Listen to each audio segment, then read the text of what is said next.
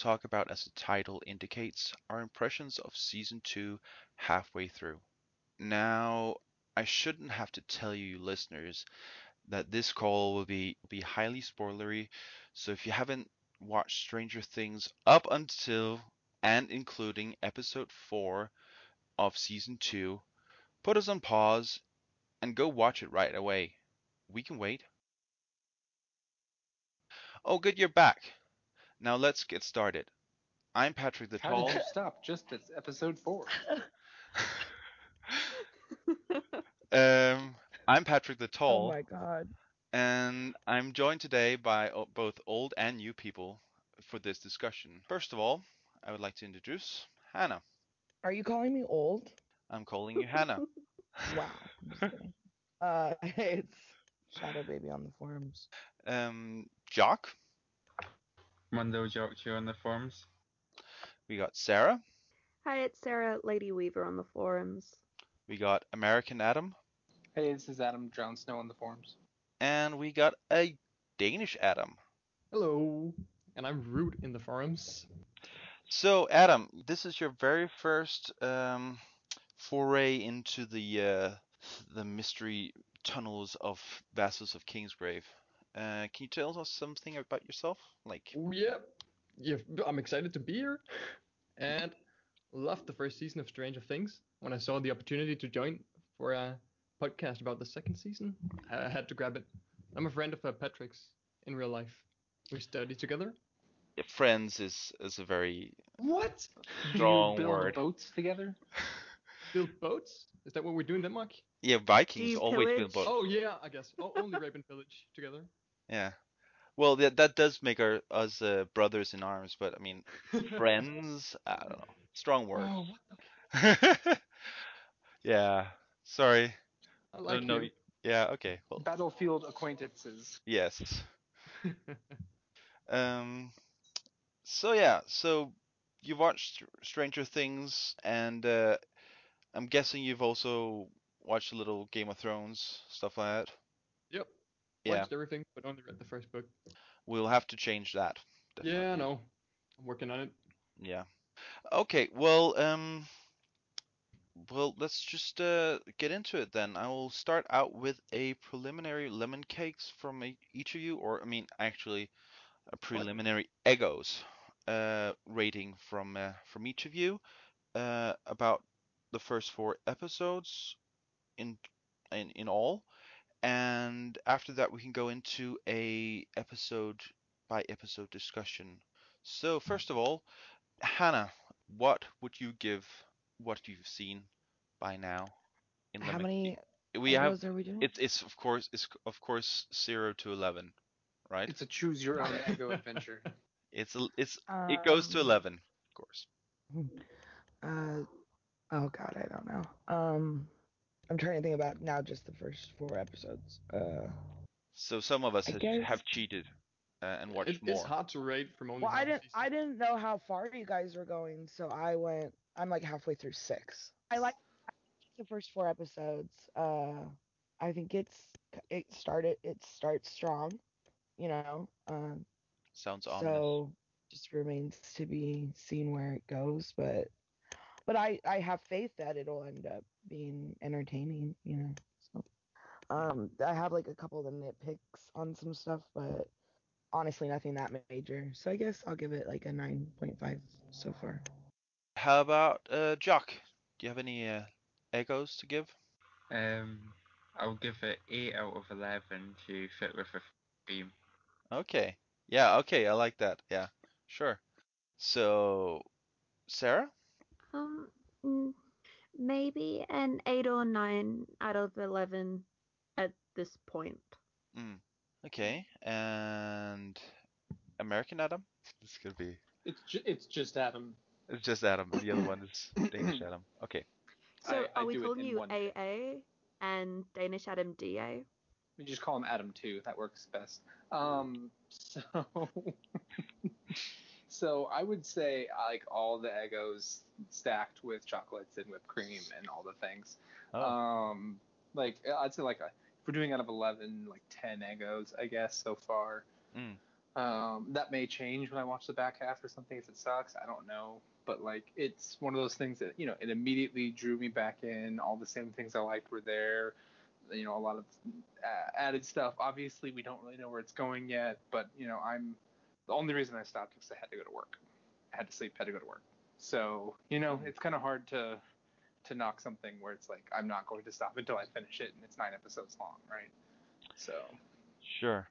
And Adam too? For me, it's a definite 10 out of 11, but I'm still missing only the last episode. That may take it up a notch or down a notch. The finale is almost half a series, I think. Yeah, they have to stick the landing at least. Yeah, exactly. Yeah. And there's a lot of build up this season. Yeah, I think I don't know. I'm intrigued, I guess. I like some of the ideas they're putting out. For example, that we're gonna see other people that have been experimented on or experimented with rather. So just by the sheer promise of what I've seen, I'm also inclined to give it 10, I think. Nice. Okay, so let's just go into the first episode or the first chapter. It's called Mad Max. Mad Max. Yeah, and well, just gonna go through some highlights. First of all, scene one before the intro. We go to Pittsburgh and then there's a robbery. The robbers escape the police by using some sort of mind trick on a cop, and we see the number 8 being on the person who does the psychic thingy majig. It's Halloween in Hawkins, and well, I've just written son of a bitch because Dustin says son of a bitch Yeah. so many times in that. So Every time he swears, it's so good. The gang needs money for the arcade. They get it by stealing and scrounging. Keith wants a date with Nancy. Who the fuck is Keith? I'm just saying. Will gets a vision of the Upside Down. So we have Jim is back, and he is confronted by a conspiracy theorist. Nancy and Steve talk about college applications, and new people arrive at school. Joyce Baez has got a boyfriend. Jim is checking the destroyed pumpkin patch. Joyce takes Will to the doctor. They apparently do that once in a while. And the doctor says it's PTSD and to ignore it. And Dustin and Lucas finds out who Mad Max really is. Is there more? Yeah, we find out that Jim is living with Eleven and is being kind of dad-like. So, what do you think about the episode, guys? I think that they named the episode Mad Max, and they had this just the name Mad Max up on the video game screen, and none of the guys picked up that there's actually a movie called Mad Max, like that came out. No, I think that it was referenced. Like, because doesn't the guy at the arcade like call her like Road Warrior at one point? Spoilers. Spoilers. Oh, whatever. That's like maybe the next episode, but I mean, I think they know. I think they know that movie exists. I guess it's not. I don't know. Maybe they weren't allowed to watch it. I don't know. I guess at that point it might have still been more of a cult thing, and it would have been coming out of Australia and their young American kids. But I still think watching it and knowing it's Netflix, and now I'm like, that's a really shitty name for your first episode because everyone's going Mad Max as in like Fury Road. Yeah. Oh, so you're assuming that people don't know what Mad Max really was to begin with? Or at least the kids might not, but like, well, as in us watching the show are probably like, what? Why are they calling it Mad Max? Like, they could have picked another name for her if they wanted to call her Max. Pick a different nickname. I think that it does make a lot of sense though, because Thunderdome would have come out the next year, like, so the trailers and stuff for that. We're in 84, right? In the first episode. Yeah, she's Thunderdome is amazing. 85, so there would have been trailers or media And Mad Yeah, Max 1 and 2 had already come out. Yeah, and Tina Turner's in it, so it would have been in the rag mags and stuff, I'm sure. Yeah. So they probably did have some awareness of it, plus they're nerds. Yeah, and Yeah, also but it also creates mystery around this character. Mhm. I think it's more like that is foreshadowing uh, for this character Max. So it's just adding to the mystery, I guess. Yeah, well, let's talk about the very first scene before the intro. I think that's interesting in Yeah, itself. it's a Uh, brave move to begin with. to show some completely different Yeah, characters. exactly. Yeah. And it's a long time before we hear anything about it again, right? Yeah. So she is mentioned, oh, they mention her name, Kali, although I must admit I kind of cheated. No, I didn't cheat really, because I just looked up what her name was on IMDb, and it seems like she's called Roman Reality. So I don't know what that is because I've only watched until episode 4, and there's no mention of her after this first one. But um, she seems to be a person that's has been involved in the experiments and also are showing psychic abilities. So what do you guys think about that? Hmm. Think about the psychic abilities or just It's just her character in general? yeah, her character in general, Mhm. what she might entail for the story. I mean, they might use even more than just her as characters. Mm. Like, have you seen Fringe? It reminded me of Fringe, where there are a ton of different kids that's been experimented on with different powers. Oh yeah. Sorry, Yeah. I thought you said French.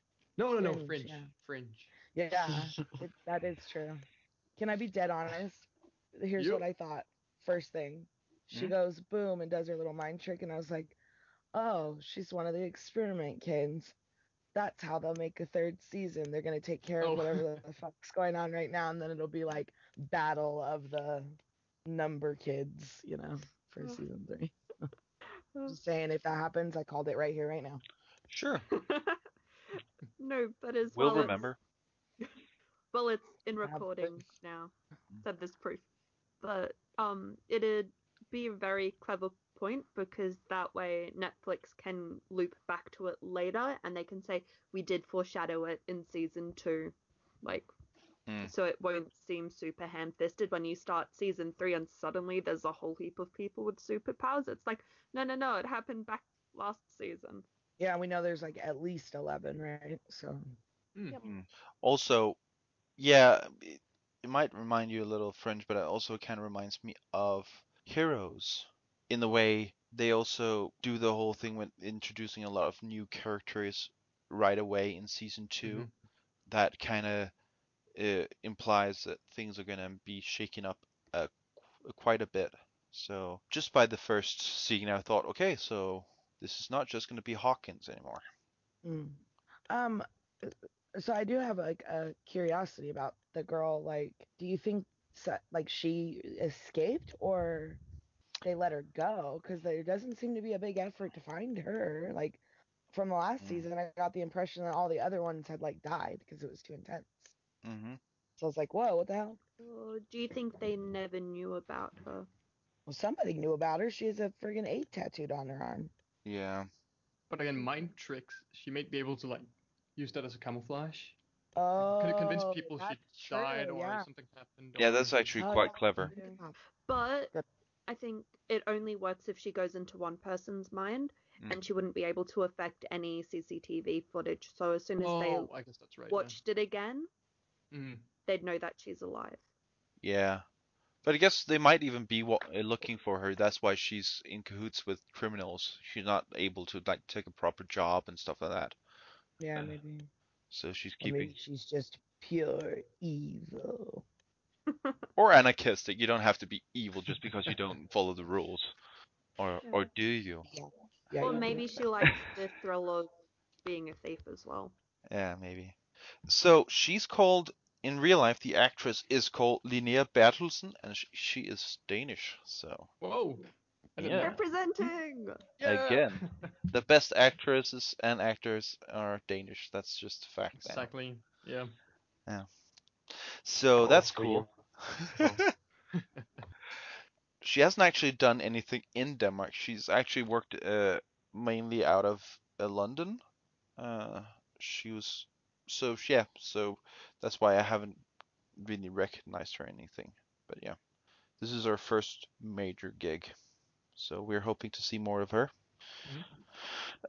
Okay, so let's move on to the whole Jim and his situation now with Elle and this conspiracy theorist. I don't remember what was it called. Murray. Yeah, Murray. So Conspiracy theorist. It's in season or episode 4, right? The meeting with Barbara's parents. no, yeah, it's not before that. In the Yeah, very, but he's not a conspiracy theorist. They say he's like a private investigator, right? No, but he comes up to the sheriff, right? At the Yeah. sheriff's office. And the sheriff paints him up to be a conspiracy theorist. I know it's not like completely true, Okay. but it's how You know, Adam, I don't know guess you how can they be do it both. in Denmark, but yeah, you can be more than one thing over here. You can be a PI and Well, I mean, his goal was to find freedom. Barbara, right? Not to like bring Right. down some But huge in conspiracy. that scene, he's definitely like, whoa, man, yeah. I heard about that. That's crazy. I heard the one too about the guy with the hook hand. He's just completely playing him off. So.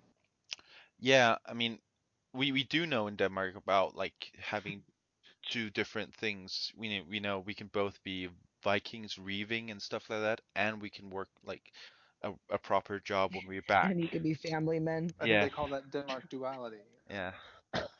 So it's totally possible. I don't think it's it's just not how he's presented to begin with. I know, I was kidding. I know, and I was also kidding. So, um, yeah, we haven't seen more. We don't see more of him until like we hear about him in episode 3. And I don't know. What do you think about him? What do you think he might mean for the story? Don't know, but I love the actor. Hmm? He's in Netflix Love, the series Love too. Oh yeah, He's the radio host. Yeah, he's amazing. Yeah, he's like the radio psychiatrist or whatever. He's exactly. actually he's great in that. He's Netflix just discount uses Paul the same. Giamatti. It's like skinnier, taller Paul Giamatti. Yeah. I don't know. I kind of hate the whole aspect of them like keeping this secret. The fact that they've been able to keep it secret and all this going around. I mean, it makes sense, but also like clearly they don't have a handle on this. Like, it makes sense they would try to keep it secret. But isn't that what the season is about? I mean, when the Duffer So Brothers far. ended the season 1, they kind of tied everything up in sort of a neat little bow, and now they need people to deal with whatever choices was made in the end of season 1. Right. Because they went against some of the cliches, right? So like, the cute girl gets back with her popular jock boyfriend instead of going for the guy that she was with kind of all season. Like 11 was stuck in the Upside Down. I didn't see her coming back and living in the woods with the sheriff. I didn't see that coming. No. And then kind of the whole thing where the sheriff is like, look, fine, I'm just gonna cover up for you. You just take care of things. Like, that's not typically how these things go. Like the heroic ending. The bad guys are caught, they're punished for, the murders or whatever they're responsible for, and then people sort of find a way to deal with it, or some new people come in and clean it up, but he's just sort of kind of, made a devil's bargain with them because he doesn't know what else to do. Yeah, that's totally right. I mean, it wasn't very cliche the first season, which was mainly one of the reasons why I liked it so much. Right. Do you feel like it keeps the same thing that keeps surprising you?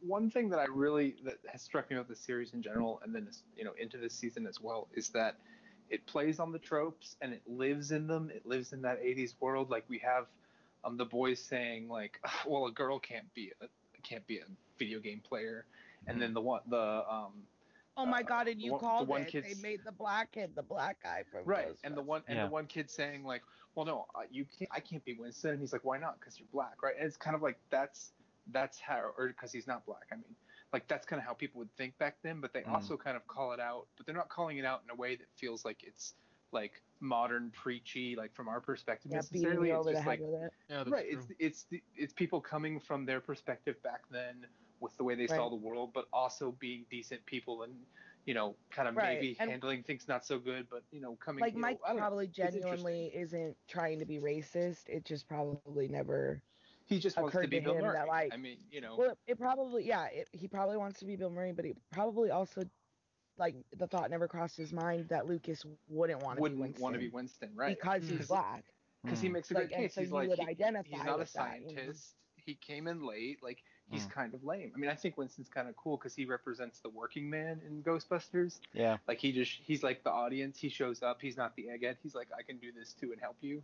But I can understand the kids being like, no, I want to be one of the cool guys. I want to be the guy that tells the jokes or the scientist. Or like, no one wants to be Winston, when you're a kid. Especially not when you are kids that like science and stuff like that. Then you do like see yourself more in the scientists. That's obvious. So especially for them, that would be true. Yeah. So yeah, I was when I saw that, I was thinking, yes, vindicated. I knew there was gonna be something about something about race. Yeah. But you know what, like Lucas's little sister, she has a black Barbie that she's playing with in one episode. And she's sassy. Holy hell. Yeah. Oh, I didn't even notice. So, like, I'm just thinking that Mike probably wouldn't you want to be with the person that looks like you? Not that like they look like Bill Murray or anything, but I remember being a kid and thinking along those lines too. Like it real innocently, you don't mean anything derogatory by it, and you grow up and well, no, you can be whatever you want to be and you can identify however you want to identify.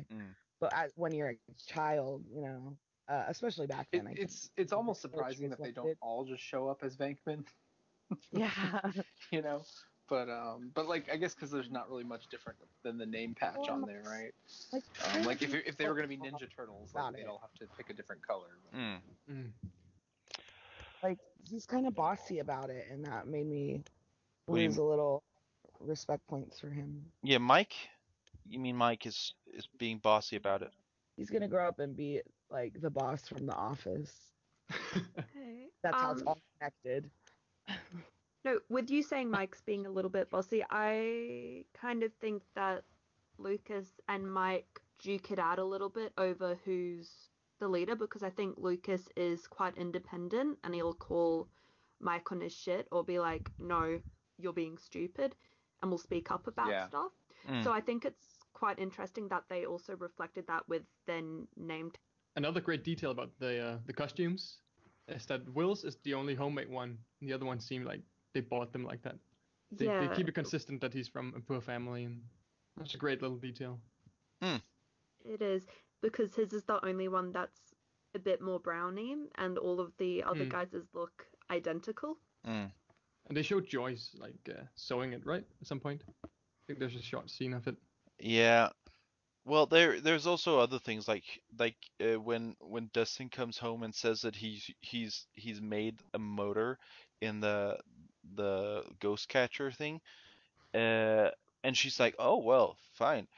It kind of implies that they're more well off. She's not saying, oh, that's special or anything. She just, oh, that's cool. But as well, Dustin's house is really, really nice. Yeah, I would like to live really there. Nice. Except for being in the woods.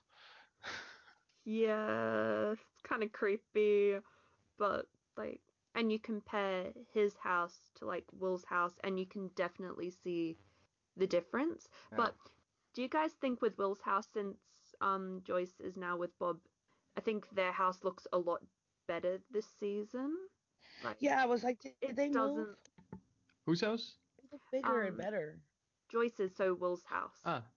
I think it looks a lot more put together, and I wonder if I don't know if that's just because Joyce isn't freaking out because her son's missing, or whether it's because she's doing a lot better off now, I don't know. and Bob might be helping her a little bit financially or something like that.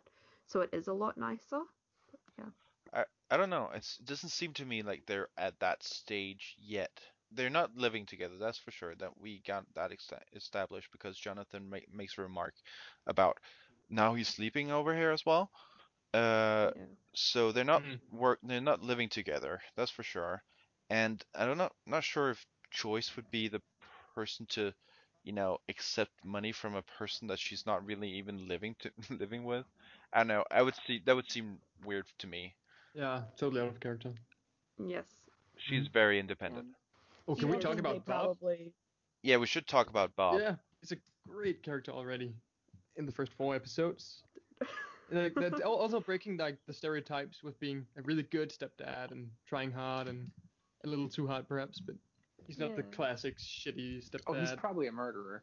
Oh yeah, yeah, of course. Any person in khaki pants in a horror movie is a murderer. Yeah, it's like people who keep bread in the freezer or in the fridge, murderers, every single Yep. one of them. Oh, when Jonathan he's brought out the VCRs and like movies and stuff. I'm like, I wonder if one of them's the Goonies. Was the Goonies out yet? I don't know. Hmm. Oh, Anna, Because, yeah. it's like Samwise, and pretty sure he was in the Goonies when he was a kid.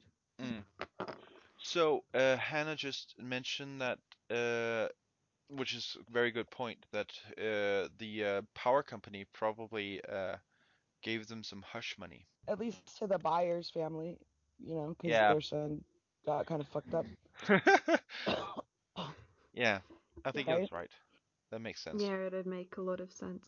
Damn it, the Goonies came out in 85, not 84. That's Well, my now we know yeah. the theme for season 3. Like 85 and 86, there's a ton of stuff. Oh, that's out gonna before they be get that far. that's gonna be crazy. Think Yeah. about it. Lost treasure, whatever. I'm imagining big sailboats, whatever, ships. Full on adventure mode. Yeah. Galleons. Oh, cool.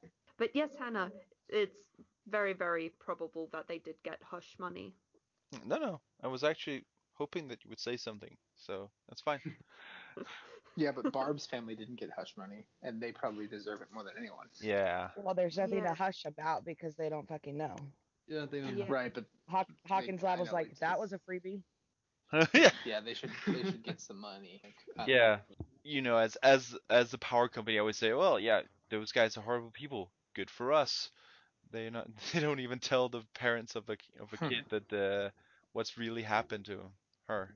So Just that keep is- looking and spend all your money That's looking. one thing I did have like a thing about. Like Nancy is like on this really trip about how they need to tell them and they're gonna spend their whole lives looking for her. And I'm like, is it better that she's dead, or is it better that they have a little hope? Like Mm, in their hearts, they probably know she's gone, but obviously they're clinging to whatever length Yeah. of rope they can. You know, I mean, but that's the sort of thing where you wish you could let them have the choice of whether they want to know or not, but that's not possible. So I think no, I you think know Nancy just most wants- parents seem to say the same thing. Like they just want to know. Like if they're in another country living another life, if they're dead, like they just want to. The company definitely could have done a fake body like they did for Barb, just so her family knows and that they don't keep looking and keep hoping, because they know that she's dead, but they haven't even tried to hint at it for Barb's family. No, it's a real plot. It's actually one of the biggest plot holes in the whole. That's why they didn't actually do anything to kind of shut those people up. So, but yeah, Bob seems like a nice guy. He works in Radio Shack, and he's like, yeah, so I work there, and I'm pretty well off because of it and stuff like that.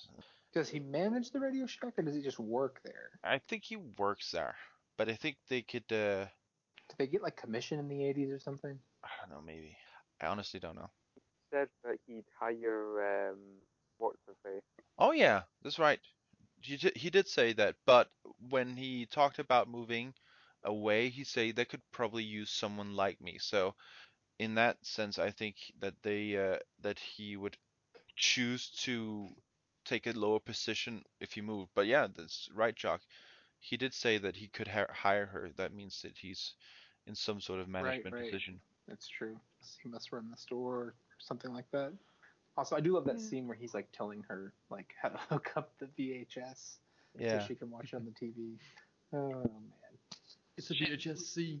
It's a VHS-C. You gotta watch it from the camera. It's Yeah. really simple. Joyce is such a mom. Well, considering that Winona Ryder didn't know what streaming video was, I think that was just actually not her acting. Wait, They just what? left the camera rolling and forgot to call cut, and that was just actually Winona Ryder not knowing Yeah. what a VHS-C was. Is she a Luddite? Well, not by choice, I think. Yeah, no, Netflix had to like explain to her what streaming video services Like were what when Netflix they is? approached. Yeah, like she didn't understand. She's like, so when is this gonna air? That's so funny. No, I but to what be has she honest, been she doing? probably knows what a VHS-C Drugs. is because she would have been young at the time, so she'd probably know. Yeah, probably. Unless she's never been in contact with anything because, being Silver rich. spoon and all that. Yeah. Okay, Also, it really annoyed me that she didn't know how to hand back change. She held that cash out to that guy like it was on fire. It was Maybe so she wanted awkward. to. I'm like, a professional cashier would hand you back your money normally. well, probably small chains burns her hands,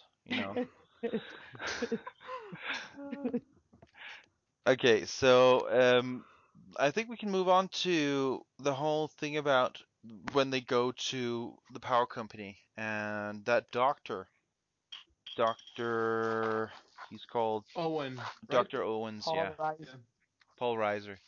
So, do anyone, Amazing. recognize Paul Reiser from anything? Yeah, mad about you, baby. Yeah, mad about you.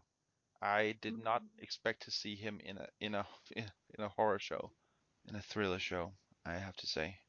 Adam, do you Danish I don't Adam, know what Adam you're too. talking about. Okay, Mad About You. It's a I think it's a late 80s, early 90s, 90s sitcom. 90s sitcom with Helen Hunt, the woman from Twister. Yeah. All right. You know that, Twister. Yeah, Twister is we I mean in Denmark we apparently the TV companies think that we want to watch all the disaster movies. So like Twister and all those kind of movies, we pretty much seen all of them.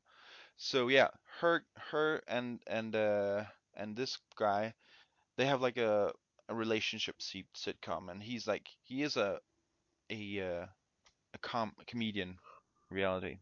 So that's kind of weird that he's our new weirdo in this. Yeah, he's good at playing like the charming guy. Yeah. I like the new It's like- direction from the old Doctor. What is his name? But Brenner. so Brenner? he was Yeah. he was kind of the creepy guy. Like in the 80s, he had some of these roles, right?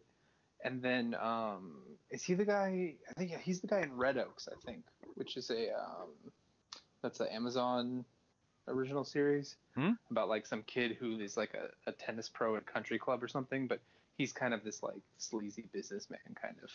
Oh, so he does other stuff than comedy in general. Okay, I didn't. Yeah, he's gotten away from comedy kind of since that. I don't know if he still does stand up or not, but he tends to now kind of play kind of this like more malevolent, like older corporate figure. I mean, it's kind of similar to this maybe, but yeah, I mean, he still gets work.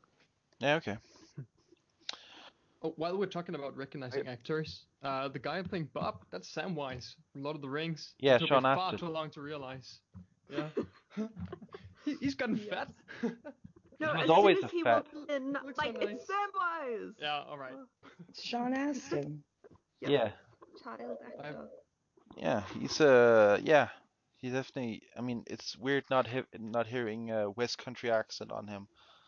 I have to say, although the West Country accent wasn't that great, but yeah. But yeah, that is Sean Astin. He's gone on to do other stuff. He also actually, fun fact, Peter Jackson let him do his own directing while he was on the set of Lord of the Rings. So he kind of already then dipped into other kinds of roles and all the kinds of yeah. Hey, you realize that a lot of the actors, like the adult actors in this, they were actually around in acting in the 80s? Hmm? Like, most of Winona them? Ryder. Yeah. Yeah, she started in Oh, 88. What was her first Yeah. movie? The first one I'm seeing is Heathers and Beetlejuice. She was in Beetlejuice. Beetlejuice. Yeah, Beetlejuice is the one we recognize her from. Yeah. Edward Scissorhands. Yes. Yeah. Yeah. I mean, the Duffer Brothers who created this are really good at making hidden references all the time. So that's probably a thing they have thought about, I think. Um, so yeah, so Nancy and Steve go to Barb's parents and feel guilty about having to lie to them, and right after that we see Mike trying to get hold of L or 11, whatever you want to call her.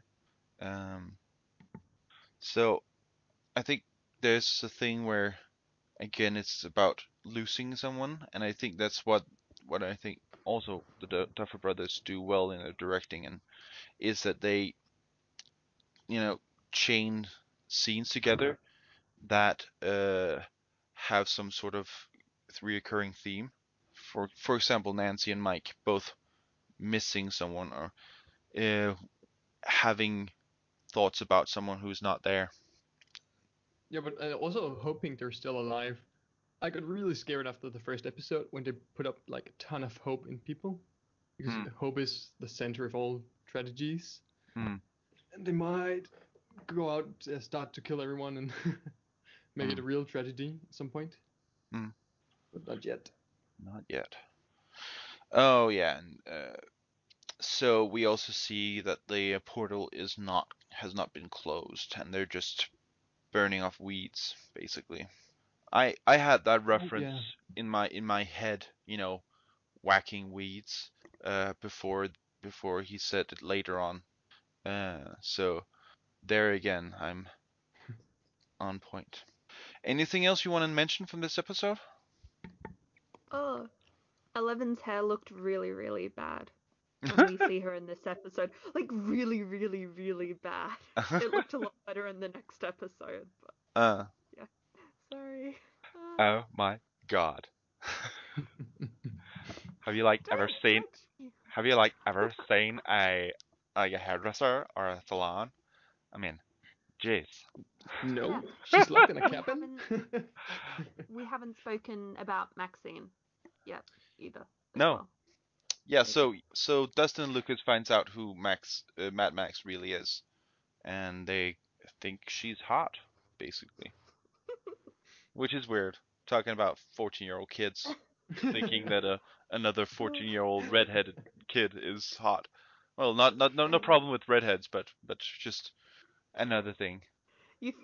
Did you think they should have thought she's like Satan and like a devil spawn because she has red hair? I mean, I don't discriminate with people who doesn't have a soul. Yeah, doesn't have a soul. I mean, they could be good people as well. Well, I'll tell you what. The actress has nice hair. Her hair looks good. All right. Okay. Yep. Well, now we know. We're gonna comment on every person's hair. I mean, I like Joyce Byers' hair. It's much better than last season. She must have. Oh yeah, because she's not crazy. Yeah. Sorry. When we're talking about hair, we should talk about Maxine's older brother too. Oh yeah, that is some lush lux. Yeah.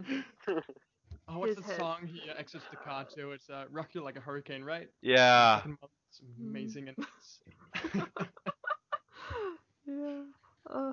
I mean, that is also playing with a cliche, right? Yeah. He's just everyone's. Oh my god, who is he? And like. You know what? What? You finish, and then I'll say what I'm thinking. Yeah, I'm thinking they're all like ogling him, like looking at him, and then he like later on totally ruins that vibe that they're setting up, that he's gonna be the new hottie. Well, he is fairly well built, but yeah, he's not necessarily an obvious love interest after you actually find out that he doesn't have a nice personality. Yeah, but he's eye candy, so it's all good. Yeah, Yeah, yeah, sure. yeah. No, just me. Okay. I mean, I didn't actually feel like his butt was super hot. I mean, it didn't. It didn't zoom in enough. I mean, Gotta take a screenshot and. I No, didn't really I think love. that the denim pants did anything for his butt. I mean, What, you don't like a guy in denim? What's wrong with you? I like a guy in denim, but it's not like that. I mean, it's just that his butt would have been more accentuated in like spandex or something else. You mean leather? Leather pants. That would have been good. Ah, man. No, okay, I'm looking up the actor and it's not creep at all because he's 22, so he's older than me, so hey, Fine. Yeah. I can stare and ogle as much as I want now and not Well, feel you just weirded got out. really excited about that. Maybe I too did. excited. This the scene where he gets out of the car, it actually really reminds me of Grace, but it's because Billy's more like a hybrid between Danny Zuko and Sandy because he's the new guy, but he's also the hot guy. I thought it was funny. Yeah, And sure. yeah, yeah. And by the way, doesn't everyone remember in schools as soon as you get a transfer student in, everyone's like, "Who's that? Oh my god, they're so mysterious. They're so good looking." Every time. No. You're old. Yeah. Is it because No. I'm old? Is that the reason why I don't feel like every new person is hot? I think that's just No, me but being normal, I think. probably. No, but I mean in general, in high school and primary school, if there was a new kid, everyone's suddenly just like, "Ooh, who's them? Who are they? Who's them?" That's terrible English. Who are they? And they might not think they're hot, but everyone's like, "I want to be friends with them because they're new and interesting and mysterious." It's the opposite in Denmark. Yeah. We don't Really? talk to strangers, so they're just outside us. Unless we Don't change school here. Yeah, don't change schools. That won't work for you. Unless you're old enough to drink, and then we can go to a party together, and then oh my God, you're like totally cool at parties. I want to be friends with you. Wow. That's But only at basically. parties. But only at parties. Yeah, because we forget afterwards because we were drunk. So And when you get drunk again, you remember them? sometimes, but usually not. Okay. I mean, just don't change schools in Denmark. That's just a rule. Okay. How about in Scotland and America? I don't know. Scotland also has a drink, but we tend to be friendly. Over here, it doesn't fucking matter. Shit's gonna suck. True. Everyone's rude as hell. Well, at least when I went to school. But I'm old, so. So Hannah, you had something you want to say about the episode before we finish off? Oh, just all these episodes. I'm like, what's up with the Duffer Brothers and like shots of peeling out? Can Oh, you? you mean Tires peeling out. yeah, with the cars? Yeah, it's just like Every spinning time. wheels. All Yeah, the it's in fucking my notes time. too. That So, exact thing. so many shots. I really want somebody to do a YouTube video of just all of the shots of cars. I'll do it. Make a montage. And then with the soundtrack from Ferris Bueller's Day Off. Oh yeah. Yeah. The cars flying over the. The Dukes of Is Hazzard this because theme. it's called Mad Max, so it has to have heaps of cars? Car porn. No, Yeah, they cars were and doing cars. it in like Yes, you're every right. shot. And then if you watch in the first season, they did it with the bikes a lot too, like skids on the bikes and stuff. It's like, what is their obsession with tires? That's a Freudian thing we should really get into. Oh yeah. Was your mother a tire? What? Was my mother a what? A tractor. A tractor? No, like like if you were psychoanalyzing the Duffer Brothers, like. Oh yeah, I like was like, that. Okay. I thought you were tires. I thought you were talking about my mom. Patrick, I would never talk about your mom. It Not doesn't to your matter. face. Doesn't matter. We Danes don't really care. So that's another thing. Don't have moms. We have moms. It's fine. Okay, but if that's it, then let's move on to episode 2. Treat or treat freak. Oh my God, are we only going on episode 2 right now? Yeah. Well, we Yeah. kind of mentioned this jump quite a bit. We kind of jump a little, but let's go quickly through it. I mean, there's right after Elle vanishes. Yeah, last season she wakes up in the Upside Down and soon escapes. She cannot return to Mike because the government are after her, and she hides in the woods. In the present day, Elle wants to go trick and treat, but Jim doesn't want her to, and doesn't think it's a good idea. The gang dresses up as Ghostbusters, but no one else is dressed up, so that's a problem. We have, yeah, the company is doing maintenance in the Upside Down, and the doc is thinking about Will's checkup. So something's there. We have Nancy cracking, but Steve talks her out of doing something stupid. Dustin and Lucas asks Max to join them. Elle thinks back to a memory about a squirrel. Very nice one.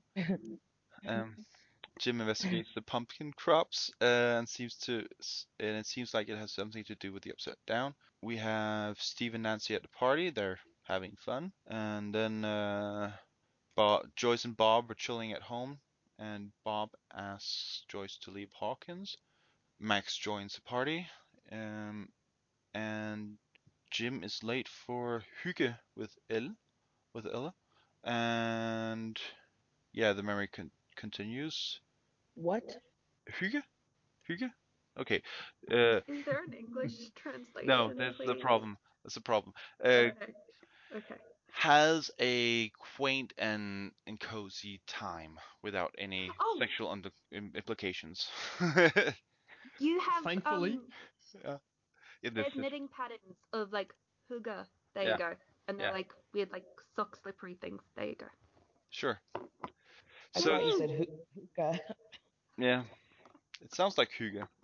But yeah, she finds Jim's care package in the past. Mike is being a bitch later on. I just wrote Mike is being a bitch. I can't actually remember what specifically it was about, but yeah, he's being a bitch. He's mad at Maxine for no good reason. He's being a bitch, Mike's okay? heart is broken. He's grieving. Okay. The girl of my dreams left me. And okay? now this redheaded girl comes in. What she's about? Okay, so Will gets shocked into having a flash from the Upside Down. Nancy's drunk and has a fight with Steve. Will tells Mike about his latest flash, and Mike tells about Elle. They can go crazy together. I noted. Friends. Yeah. Oh yeah, fan fiction. No, but I mean, it's like they can just be cute kids. Okay. Yeah. Okay, so Plus, Jonathan. right before they said that line, I actually did think they're gonna go crazy together, and then they said it, and I'm like, hello? Oh. Okay then. Jonathan finds Nancy and gets her to bed. Jim is in the doghouse with Elle, and Elle tries to reach Mike but can't get through. Dustin finds a creature. So, important things. Why aren't anyone from the school dressed up? I mean, is it like a thing against these guys or what?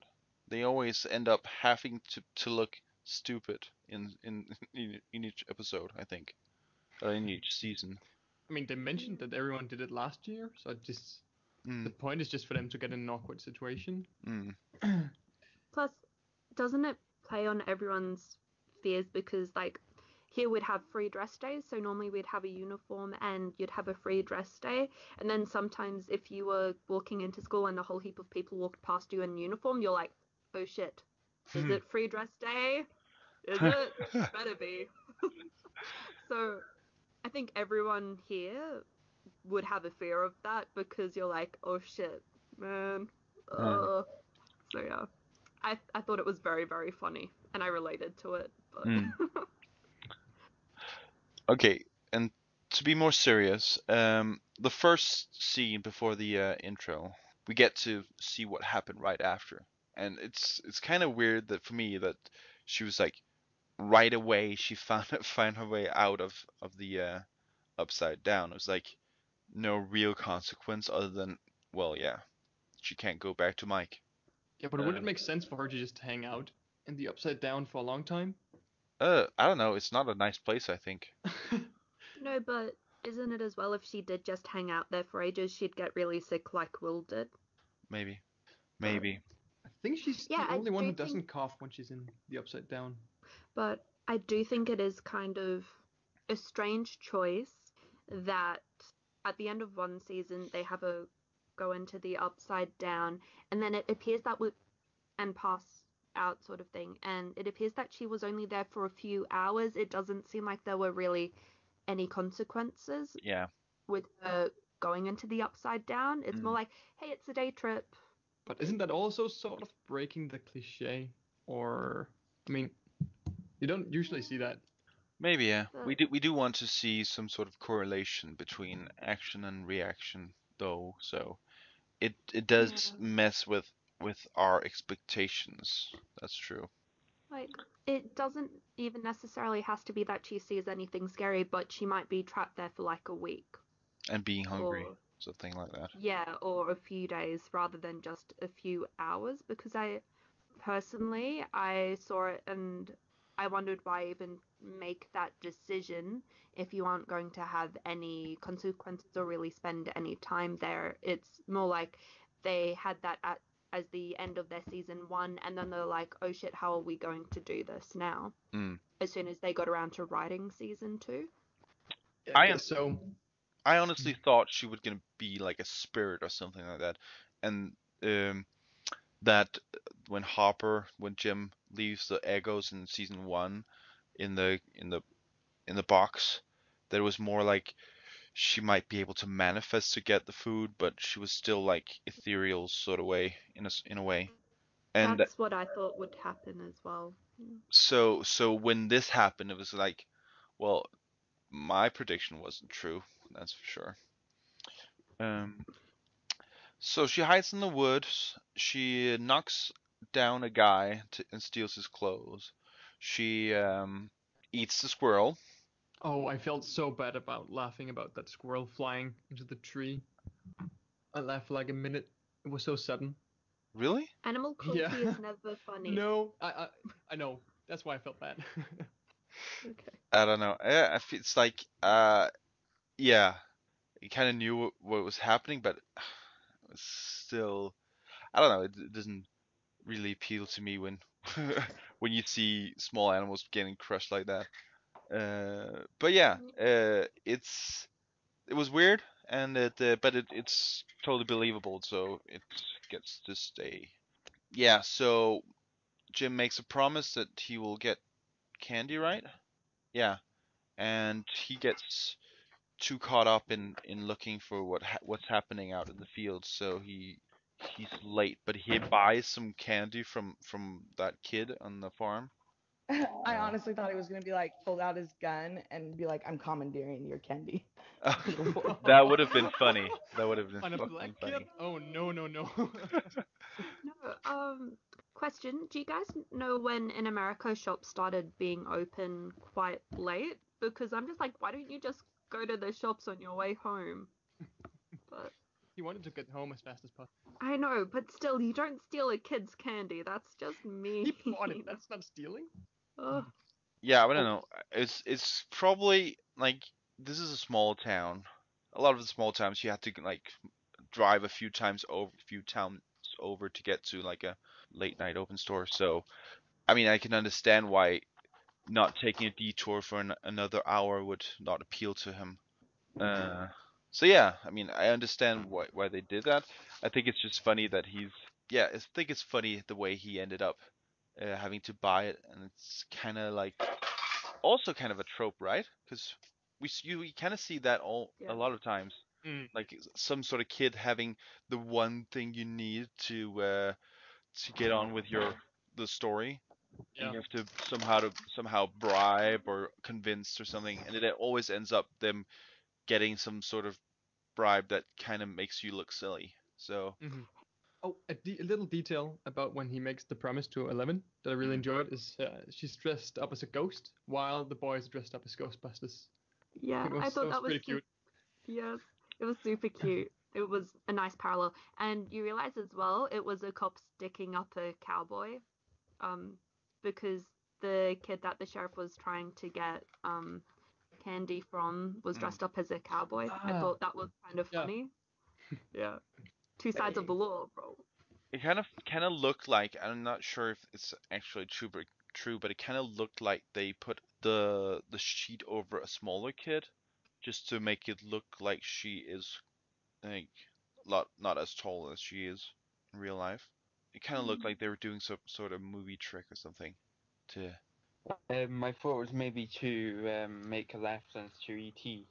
Oh yeah, that's also a good idea. Good With the thing. sheet. Yeah, and she is the ET of the show, so yeah, that makes sense. It's a good point. Still never seen E.T. Oh. Well, at least you've seen Twister, right? Nope. How? The height of a man in the cinema. Yeah. Like, I'm really big on movies, but like I've walked in and seen E.T. like a few scenes part way through, and Yeah. I'm just like, eh. I'm yeah. I'm Yeah. not into crazy aliens, okay? E.T.'s not crazy. No, but he E.T.'s is an cute. alien. Yeah. Okay. Yeah. No. No. Okay. But isn't the guy who plays the sheriff not short at all? So I don't know why they'd need to swap Millie Bobby Brown out for a shorter guy. Plus, Millie Bobby Brown, she has curly hair this season, so it might just be that it got squished by the sheet. So instead of looking like an inch or two taller than she actually is, it showed her actual height a bit better. It just looked weird, but I guess I can see that maybe they just wanted the reference to ET, and that's why the movement was kind of similar, I think, in that way. Yeah. Oh yeah, the guy who plays the sheriff is 1.90 m, so. No, so dwarf, right? Yeah, they probably didn't need to swap the character Millie Bobby Brown out for anyone at all. Okay, well, so how about Nancy? She is having a hard time, right? She's being really Survivor's guilt. yeah, that's probably it. Worst drunk acting I've ever seen. Yes. Yes. Bullshit. So bad. And also, I mean, yeah, so I danced and in the next episode, so I danced and I drank a little and then you got angry with me because I was drunk and then sure, you don't remember anything right like that. You remember everything before and after, but you don't remember specifically that discussion. Yeah, I know. Yeah. That was No, and it's not even like she realizes she blacked out. It's this is what happened, and it's like, no, honey, no. Yeah. Yeah, that was really bad. I mean, the best thing about that whole scene was when Billy came in and started, for threatening Steve's position in the whole school. I think that's the only thing that seems to have like better implications for the story of a character that's interesting, rather than just. I mean, it was kind of heavy-handed. Maybe even qualified as a plot point that she I'm, had to have a reason for him to wanting to break up with her. yeah, I know. Yeah, No, it but seemed as really well, forced. I don't think they've ever really clicked Nah. at all, and I'm just because I don't think they really have terribly much chemistry, the actors anyway, and I think Jonathan and Nancy have a much more compelling story together. Sure, but that's also what's been shipped, right? That's what this story sort of shipping. So I think that's easy to feel that. I don't know. I think it's just Yeah. let's just agree that that was terrible acting and Yes. And that's just we can at least end on that one. Sorry. I have a question. Hannah, are parties actually like that in America for Halloween? I wouldn't know. I've never been invited to a party in my life. Aw. No. I'm just kidding. Yeah, I've never been to like some giant house party like that. Well, that's not extremely true. I did go to a pretty big house party one time. And I only had a couple of drinks and then got super sick. And that is how I found out I was pregnant. Because I was like, there's no way I'm getting this sick off of a couple of drinks. Definitely pregnant. And then sure enough, next day, took the test. So I don't remember the party. I don't remember how good it was. And my birthday is this time of year, so I've had some big parties for my birthday. But I mean, like, everyone knows each other. It's not like, oh, hundreds of people are invited, you know, kind of thing. I mean, I'm sure there are parties like that, but not that I'm going to. Unless I don't know about in high school either. That seems far-fetched. Maybe. I mean, there is like, I mean, when I was in the States, I was invited to one party like at a creek where anyone was just available, like allowed to come. It was like you don't tell the police, of course, because you're not allowed to drink in there. But yeah, there is parties where you're just, well, to be cool, you invite whoever, right? I don't know. Did you do a kickstand? Because pop culture makes it seem like a really important thing at American parties, and I have no idea how it works and what's the point of it. You can't drink an entire keg, can you? I don't. No, you can't drink an entire keg. So the point of a keg stand is to see how long you can like hold it for. That makes more sense than emptying it. But you're not drinking that much. Well, what's the point then? To get drunk. But if you don't get really drunk. I've never done a keg stand. I don't know. I've never done a keg stand. I've done we call it beer bongs. Yeah, we probably call it that as well. A few times. Beer bong. We have like this giant festival that almost all young people go to at one point in their lives. Like it's kind of like Raumspringer, just for Danish people. And yeah, you can't go to any camp without at least finding someone who knows someone who has a beer bong that is willing to lend it to you so you can try out how good you are. I have one within reach right now. Yeah. Okay. Let's see. Should we talk about Dustin's creature? Probably. How far is the creature story in total of what you've seen? At this point, in this episode 2. Episode 4, right? Episode 4. Then I don't want to spoil anything. I'm not sure. I'm just gonna say cat and leave it there. All right. But right now in episode 2, in episode 1, I didn't add this, but there was actually when Dustin came home. Then he also heard rumblings in the trash can, like. Yeah. And now he finds the little guy in the trash can as well. So yeah, he finds it, and that's how we end this episode. But what were your first thoughts when you saw it? Did you think this is? So this was my first thought when I saw it. He's like, he puts it in there and he's like, I'm gonna call you D'Artagnan. And I was like, I went, honey, you should call him Cardinal Richelieu because he's gonna be the villain of the piece. Yeah. Like, are you insane? Like, I can't believe that he didn't pick up on that right away. Like, are you stupid or stoned, babe? Like, you need a knot. No, but as well, D'Artagnan is the baby of the Three Musketeers, so it did sort of make sense that they did call him D'Artagnan. Yeah. But, oh man, I actually thought it was going to be a raccoon, and it would be the third time, not the second time we heard it. So I was expecting it to just be a raccoon or something in it, but yeah, not creepy monster thing. Well, just slug to begin with, right? Yeah. So well, unless we need to talk about more, we actually just jumped into episode 3, the polywog, because this so right after, like right in the beginning of episode 3, we actually see what Dustin finds, and he finds this slug, which he names D'Artagnan. Yeah. So, did you make the connection to the slug that Will? Yeah, instantly. Yeah. But no idea how it got there. Yeah. Yeah. Also, we've only seen him puke up one of them, right? Yeah. Not multiple. Yeah. All right. Mm.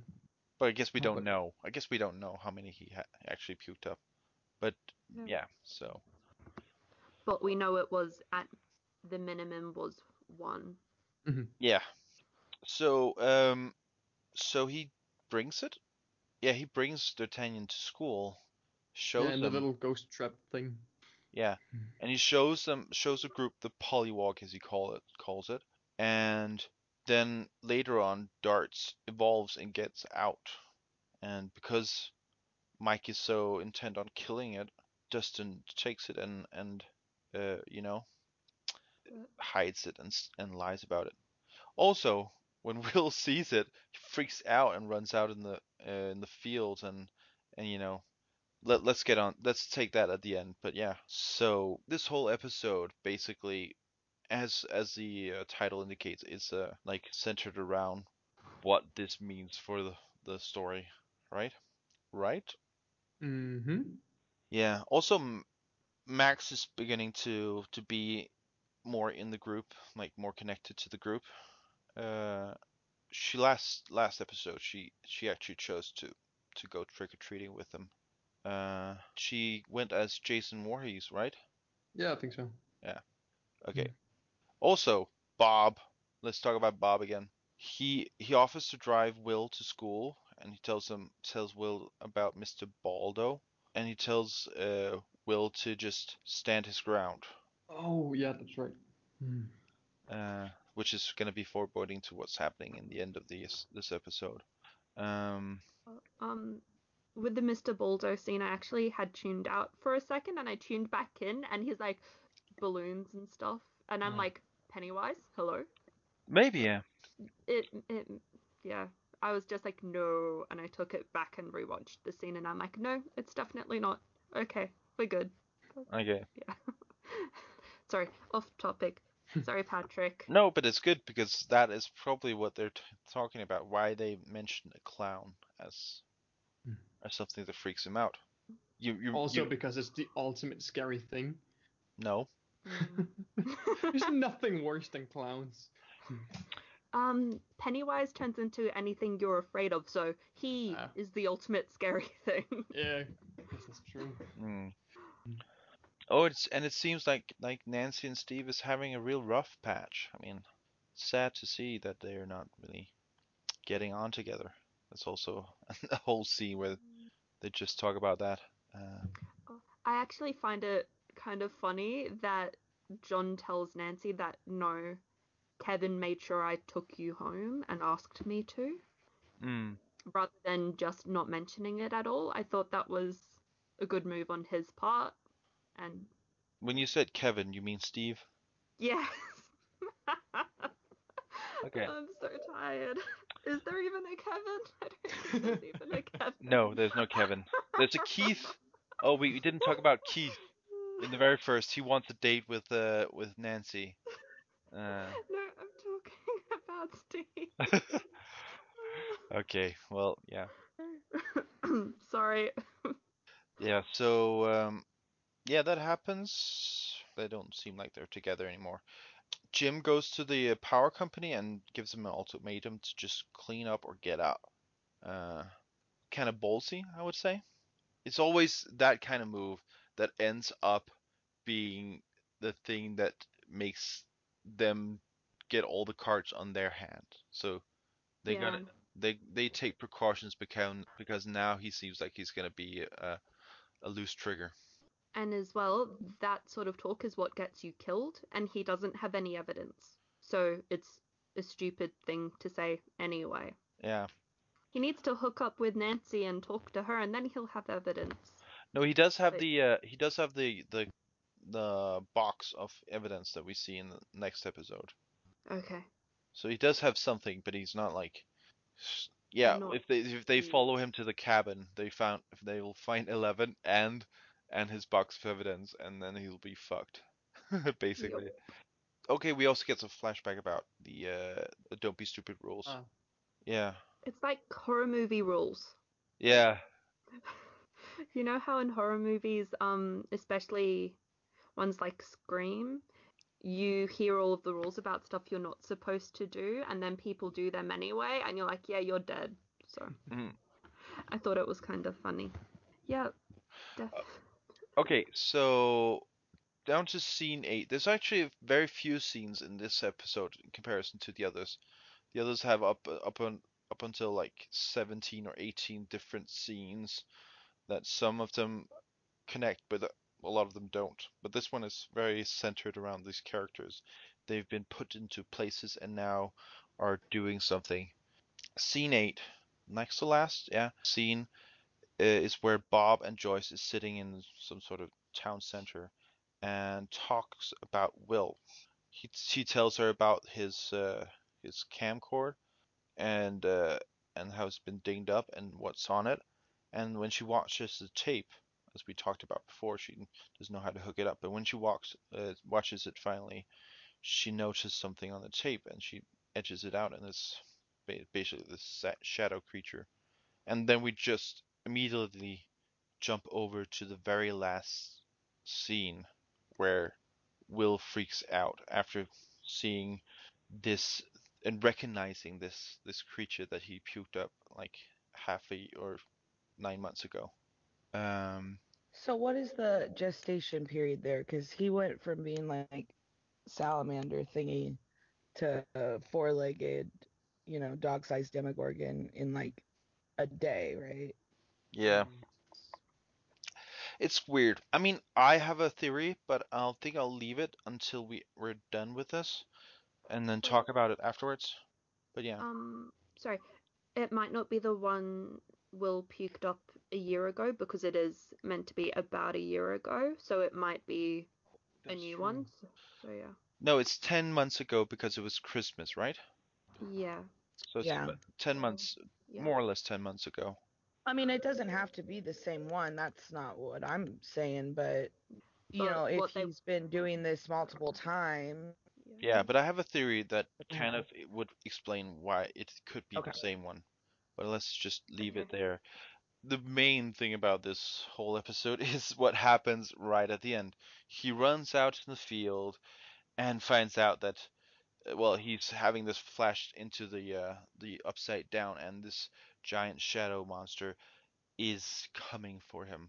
He chooses to heed Bob's words, and well, that doesn't go well, and that's what it ends on. This storm of dust or something evil stuff is going into all his orifices. By the way, does anybody else think that the monster looks like a cloud thingy? A cloud thingy? What a cloud thingy? Yes. Like a cloud monster or like a storm. You mean like the shadow monster from Lost? That's what it reminded me of. Yeah, huh? Also the sounds it makes. For me, need a polar bear. For me, it just looks like a tornado, like a bunch of tornadoes with a face, with a head.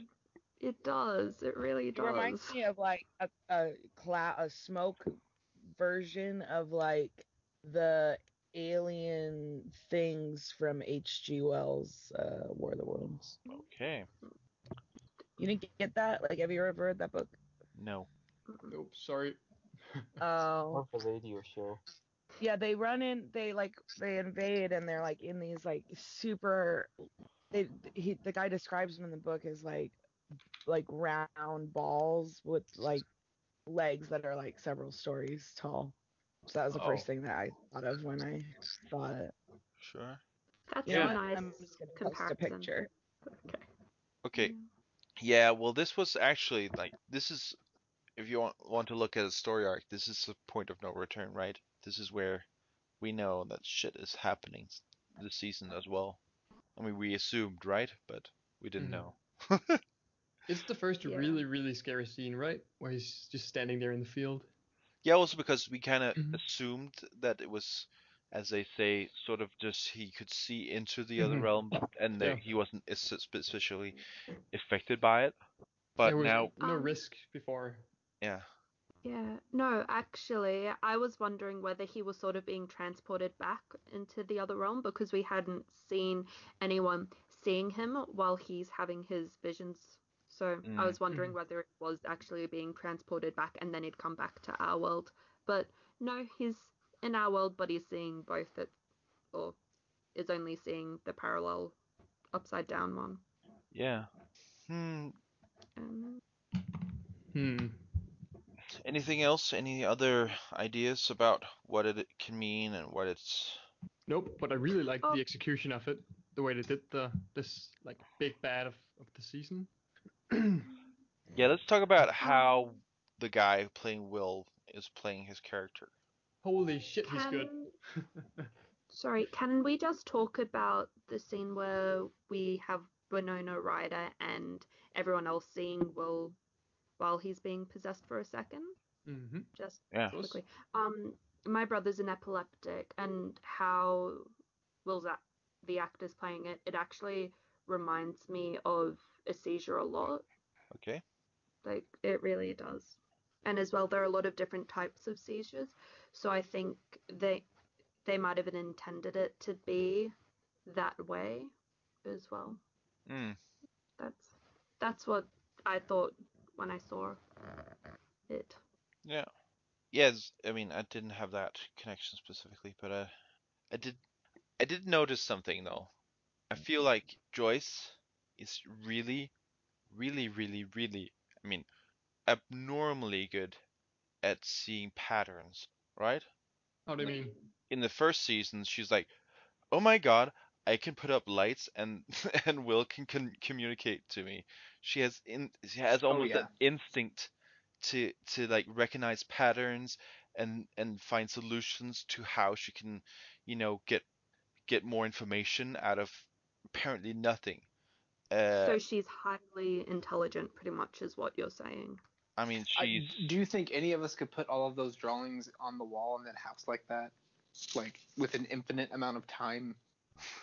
I'm just saying, either she's very, very, very clever and she's wasting her life on being a store clerk, or she has supernatural ability to see connections.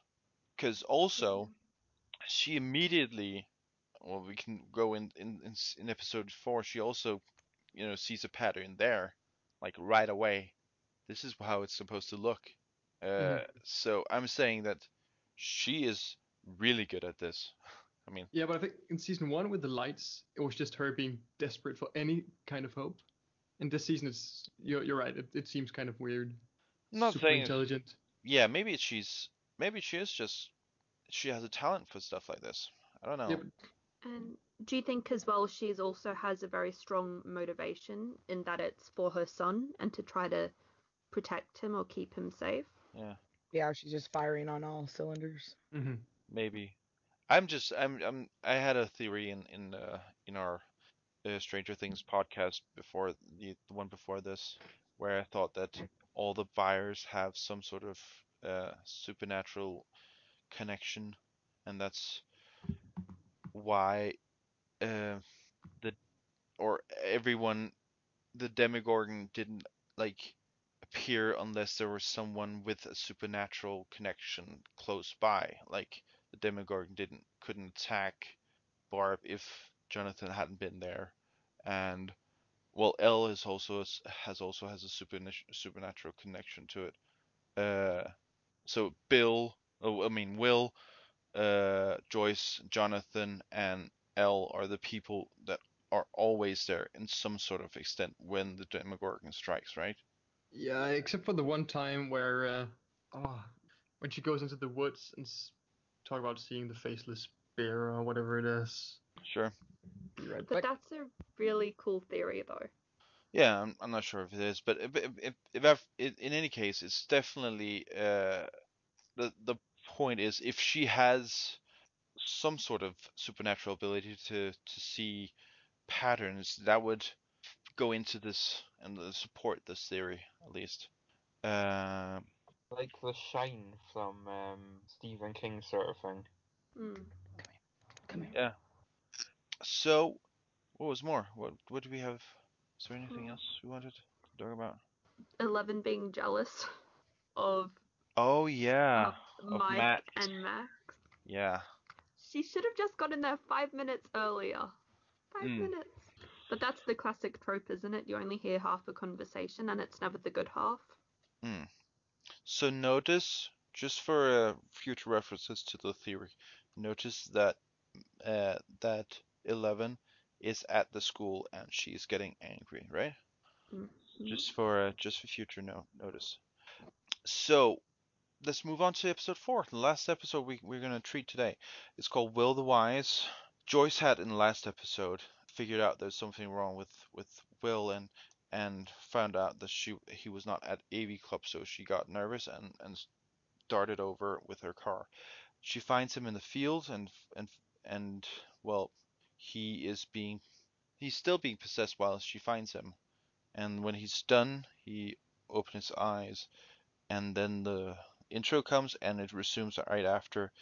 They go out like it's out of the school like it's well, I don't think it was the proper amount of shock. They were not rattled enough, I think, but that's another thing.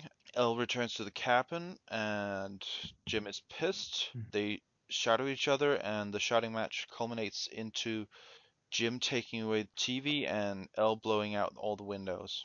This, to me, was like the best scene of the whole series so far, just saying. It was very intense.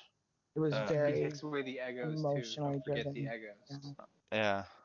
And it's also very relatable for everyone because you've either been the child or you've been the adult. Yeah. Yeah. It was superb acting on both parts, I think. Yeah. I'm back, by the way. Hello. Hello. But Damn good I mean, coffee. like, I almost cried watching it, to be honest.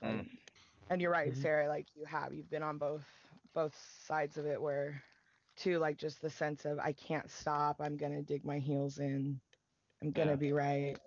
Also, it's very difficult for a person that hasn't known this kid all the kid's life to actually know how far you can push it. So Well, and with him having lost a child. yeah, he's lost a child. That's another thing that weighs down on him. But I mean, just the mere fact I've had a experience as a teacher where I had to say, well, this is a consequence. I told you there was going to be a consequence for you not doing what you were told. And it felt like it was the biggest villain ever because the child could not handle not being able to, she negotiated and stuff like that, which is I want to give in, but you can't. Yeah. That's the Well, then for the child to not understand, like, it's not about controlling you, it's about keeping you safe. It's about love, not hate. exactly. You know? But I wish he would have just said, like, don't you know I love you? Because obviously he does. Like, you just get this really good sense from the actor's portrayal that he cares deeply for her, you know? Yeah, he's scared more than anything else. Or yeah. Well, yeah, and like when he comes back, you can tell he's still kind of confused as to how to handle it. He's like, about last night. He wants to be like, hey, sorry, but he's like, just make sure it's all cleaned up when I come back. Yeah. Yeah. And maybe you'll get your television back.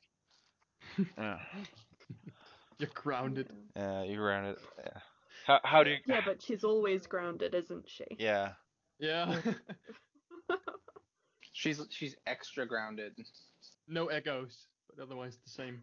Yeah, she's on restriction from the TV. How do you grind a person that can literally, wreck the whole cabin? She could blow out not only the windows, the walls also if you actually wanted to. Were you hoping that she would like put the glass back together? No. Because I thought that would have been bitchin'. I was hoping she should have just stood with the super glue and was putting it all together and super. That'd be great. She puts it all together and just falls apart again because it's shattered. Yeah. I was hoping I was kind of hoping that she hits him twice. Like first he gets something like it was some paper or something, and then she kind of knocks a book, and then she knocks him with a couch. I was kind of not hoping for it, but thinking that it could be very good in the story if she actually hit him with something very hard and almost killed him like a third time. See, I love the look of like fear and like worry on his face when the book flies at him and he's like, "Hey!" Like it's like a solid mixture of fear and anger. Like, Yeah. I personally was just like, bro, you've pushed her a little bit too far when we know she's killed people before. So every scene between these two are just amazing. I think they're the two best actors on the show. yeah, I do too. And like how crushed he looks when she says, "You're like Papa," like this like wave of heartbreak over his face. No, but it was just Winona so Ryder's good. very good, especially in the first season as well. But Millie Bobby Brown is captivating as 11. She is astoundingly good. She really is. These two together are just playing off of each other so well, They have such great chemistry as actors. But yeah, it's a genius move to put them together in a cabin in like close space. It really is. Because even in season 1, I mean, their scenes together were really brief, but still really intense. Just like the exchange of looks between them and stuff, and then to have them now together in this season is amazing. And also have her say more this season. She has like less than 80 lines or something in the first season. Like 43 lines in the first season. Yeah, it's nothing, and she says so much anyway. And this time it's with more words on it. Oh. Yeah, but absolutely. But guys, guys, you're forgetting Keith. That's the unsung hero of the whole season. And Kevin. Yeah, Kevin, yeah. Kevin and Keith, they're twins actually, and they're so amazing. That's his dad's name is Kevin. You actually don't realize that they're twins because they're so good at acting that they act like they're the same person, and both of them want to get with Nancy. So it's. But who's Keith? Keith is the guy from the arcade that tells him about the Mad one that wants Max. Will to prostitute out his. Yeah. All right. Yeah, that guy. Keith? How do you not know Keith? Keith is the man. He's or they are. Keith and Kevin is the man. Like, how do you not know Benny? Yeah, exactly. Benny is the best. While we're talking about actors, I think Finn Wolfhard. I think his acting, because he's not with Millie Bobby Brown this season, I think it's not quite as good as last season. Or as it feels strong as stifled, doesn't it? Yeah, it feels a little bit hollow, almost. I don't know. Do you mean Mike? Maybe because yes, Mike. Shit, I'm really bad at things today. Oh my god. Okay. Yeah, but he really shines together with Noah, the guy who plays Will. Yeah, instead. They have good chemistry. You just feel the friendship between them. Actually, when I first started watching it and I saw the two actors, I'm like, they should play siblings. If they need two actors similar age, they could have cast them as siblings, and I'd believe they look it. a lot alike. I was actually thinking the haircuts in the first how season. great the casting was with all the buyers. They all look very much alike. It's not just the facial expressions stuff. Like that's really good casting. They did the a whole good series job, is great casting. Except for Nancy. No, I'm just hating on her because of that stupid drunk theme. Yeah, no, I'm not thrilled with any of that. I mean, I think the guy playing Steve Harrington also is doing a really great job this season. Yeah. It's a small role, but he brings so much to it, Yeah, I think he's doing a great job at playing the cliche character when he's gotten past being cliche. I mean, that's the story. Right, He's a douchebag in the 80s movies that learns not to be a douchebag, which they don't normally, but in the series. Yeah. Yeah, the typical trajectory is like they they don't learn to be that they're a douchebag. They just like get beat by the underdog and then sort of, I don't know, ostracized from society. Yeah, and then like Troy. and then 20 years later, they try to take the revenge of the nerds. They're pumping gas. Yeah. So yeah, so I think he's good at being that character. I'm not. Well, I'd like to see him in something else as well, I guess. Yeah, and I kind of like the storyline where Steve's having everything taken away from him, or like his position in school by the new kid. I kind of like that storyline because we get to see Steve play more than just the boyfriend role. But also, I'm pretty sure Billy's gay is what it's gonna end up being. Yeah, I think so too. Well, he does take his shirt off a lot, and it's so funny because like all of the other male actors, shirts are on the whole time. He's like rubbed down with Crisco too. It's not just shirt off. It's always moist.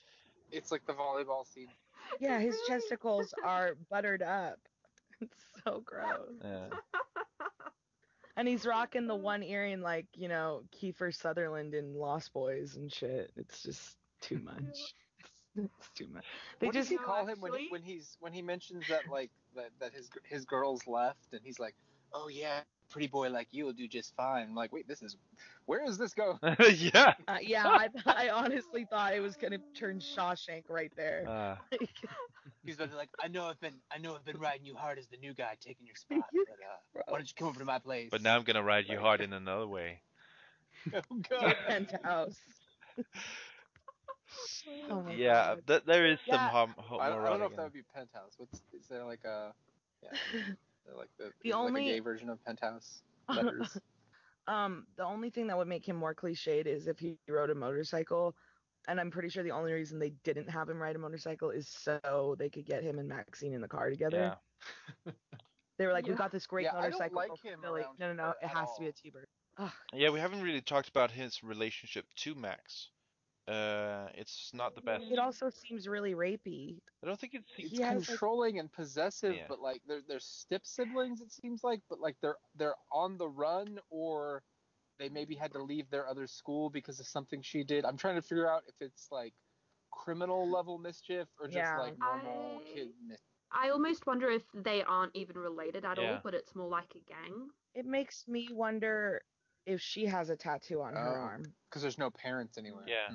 And also I kind of think maybe they're plants in school, because they both go to exactly same like grade than that the characters from this, they're there to look after, make sure that the guys are not.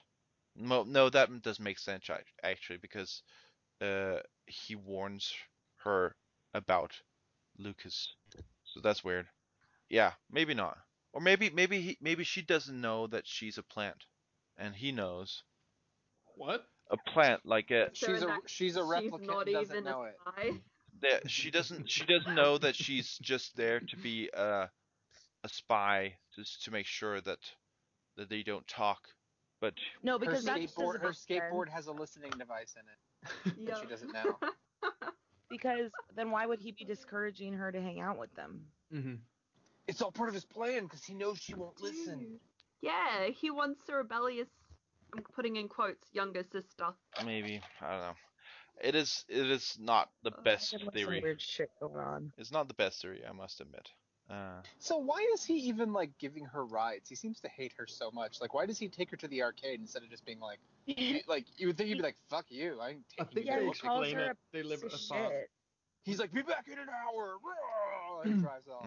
He's like, "You're a piece of shit, but I'm stuck with you." Yeah. Like, what the hell? Peep the gang thing. Yeah. Because which gang are they a part of? Important. The Warriors? The same gang that the superpowered chick was from the first episode, obviously. The numbers. Let's call it the numbers. Oh, right, from that first scene that we know. But it still doesn't make sense why she. Well, then wouldn't she be more familiar with this crazy psychic stuff? And maybe. Yeah. Why would she be the one responsible for them having to come there? I don't know. With Max, she doesn't know. When you first saw her, did you think she'd have superpowers? Because in the trailers, I'm like, oh yeah, I kind of expect her to be replacement 11 and maybe have superpowers. No, not really. When I saw Yeah. the trailer, I thought she was going to be Barb's younger sister, Yeah. helping them Yeah. discover what happened. That would have And been then so much better. and then Dana ruined it for me and told me that Everyone, was everyone listening to this probably has like watched the whole season already before they listen to it, and they're just like, "Oh, these guys are stupid.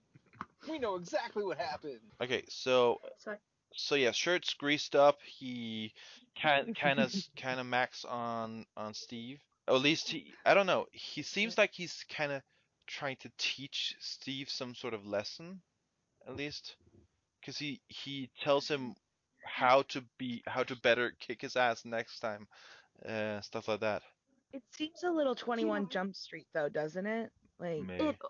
It makes me think that Billy's, I think it's Billy. It better be Billy, otherwise that's the third name mistake of the It's episode. definitely- It is Billy. Strike three. But it makes me think that he might actually be a few years older than them, and might. That's what I'm saying. Yeah, it really does. And He's he might definitely be like undercover. 19. Yeah, He's or, Richard Grieco. Yeah, or whether he has a lot more life experience or something like that. With I don't being think on he's the run, undercover but- like as a cop or anything. No. But he's just like, I'm young enough and it's the 80s, so I can forge some documents and hide in the school system. Yeah, or Going on, though, whether for- there's another secret organization that is helping people like 11, and What if they they're are part Russian? of it or something. Ooh, There's that'd gonna be a cool. bald dude in a wheelchair that rolls up. No, I like the Russian thing better. I like the Russian thing better. No, Professor X all the way. No. Well, I like the Russian thing. I like It's a groovy mutation. That's I That's such a honestly did bad think line of without that context. Private Eye guy. I thought he might be Russian. Mhm. Where he knows a little bit, and then to throw him off the trail, he he doth protest too much, kind of thing against Russians. It's the 80s. Any white person that doesn't speak great English is probably Russian. I mean, that's we were afraid of the Soviet Union. Like that's how everyone probably was thinking. So that's I just assumed that's why they were like 11 is like, oh, so some Russian girl.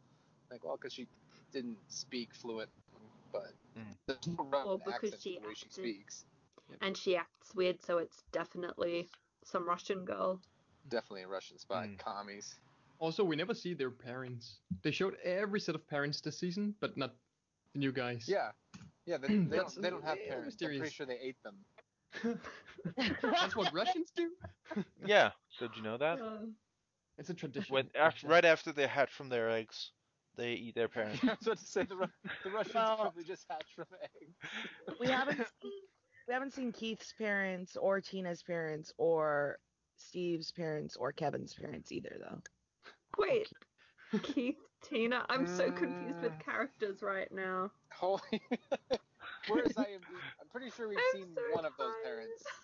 No, Didn't we see Steve's parents? I don't think no. so. And Tina's parents weren't home. That's why she was having the rager. Yeah. Oh, was she Right. the chick who had the party that episode? Okay. Yeah. No, you don't know Tina? And Steve's parents was away the only time we saw his house, so that's I true. referred to it as the We Killed Barb party. Yes. We killed Barb. And it's a bit barbaric. I do like the way he addresses that the next day. He's like, apparently we killed Barb and it's bullshit. And And he's like, Great. kind of fuck you, because we didn't do that. I don't running need this him guilt on down. me. Mm, No, plus Like, if anything, it's Nancy killed Barb more than yeah. anything Right. because she's the one who forced Barb to go when Barb didn't want to. Yeah. And she didn't leave with Barb when it was quite clear that Barb was not comfortable there at all. she also forced her to shotgun that beer, which is obviously Yeah, but why she... but again, an evil creature from a hell dimension came and killed Barb. So like, I know. you know what I mean? It doesn't But- matter if they were walking down the wrong alley. Like, The thing is, Also, she was being a shitty oh, friend. but also, Come on. Barb didn't go directly home, so it's Barb's fault that she died, right? Yeah, if yeah, she... we But come back Nancy around to didn't blaming the even victim. walk her to Perfect. the car, like to make sure she got to the car safe, and then have her drive home. Yeah. Like, Nancy, Dude, if she you're would have just lacking. let I her wouldn't be your friend friend. get some, she'd still be alive. You know? Yeah. I mean, she should have But I just mean, sat.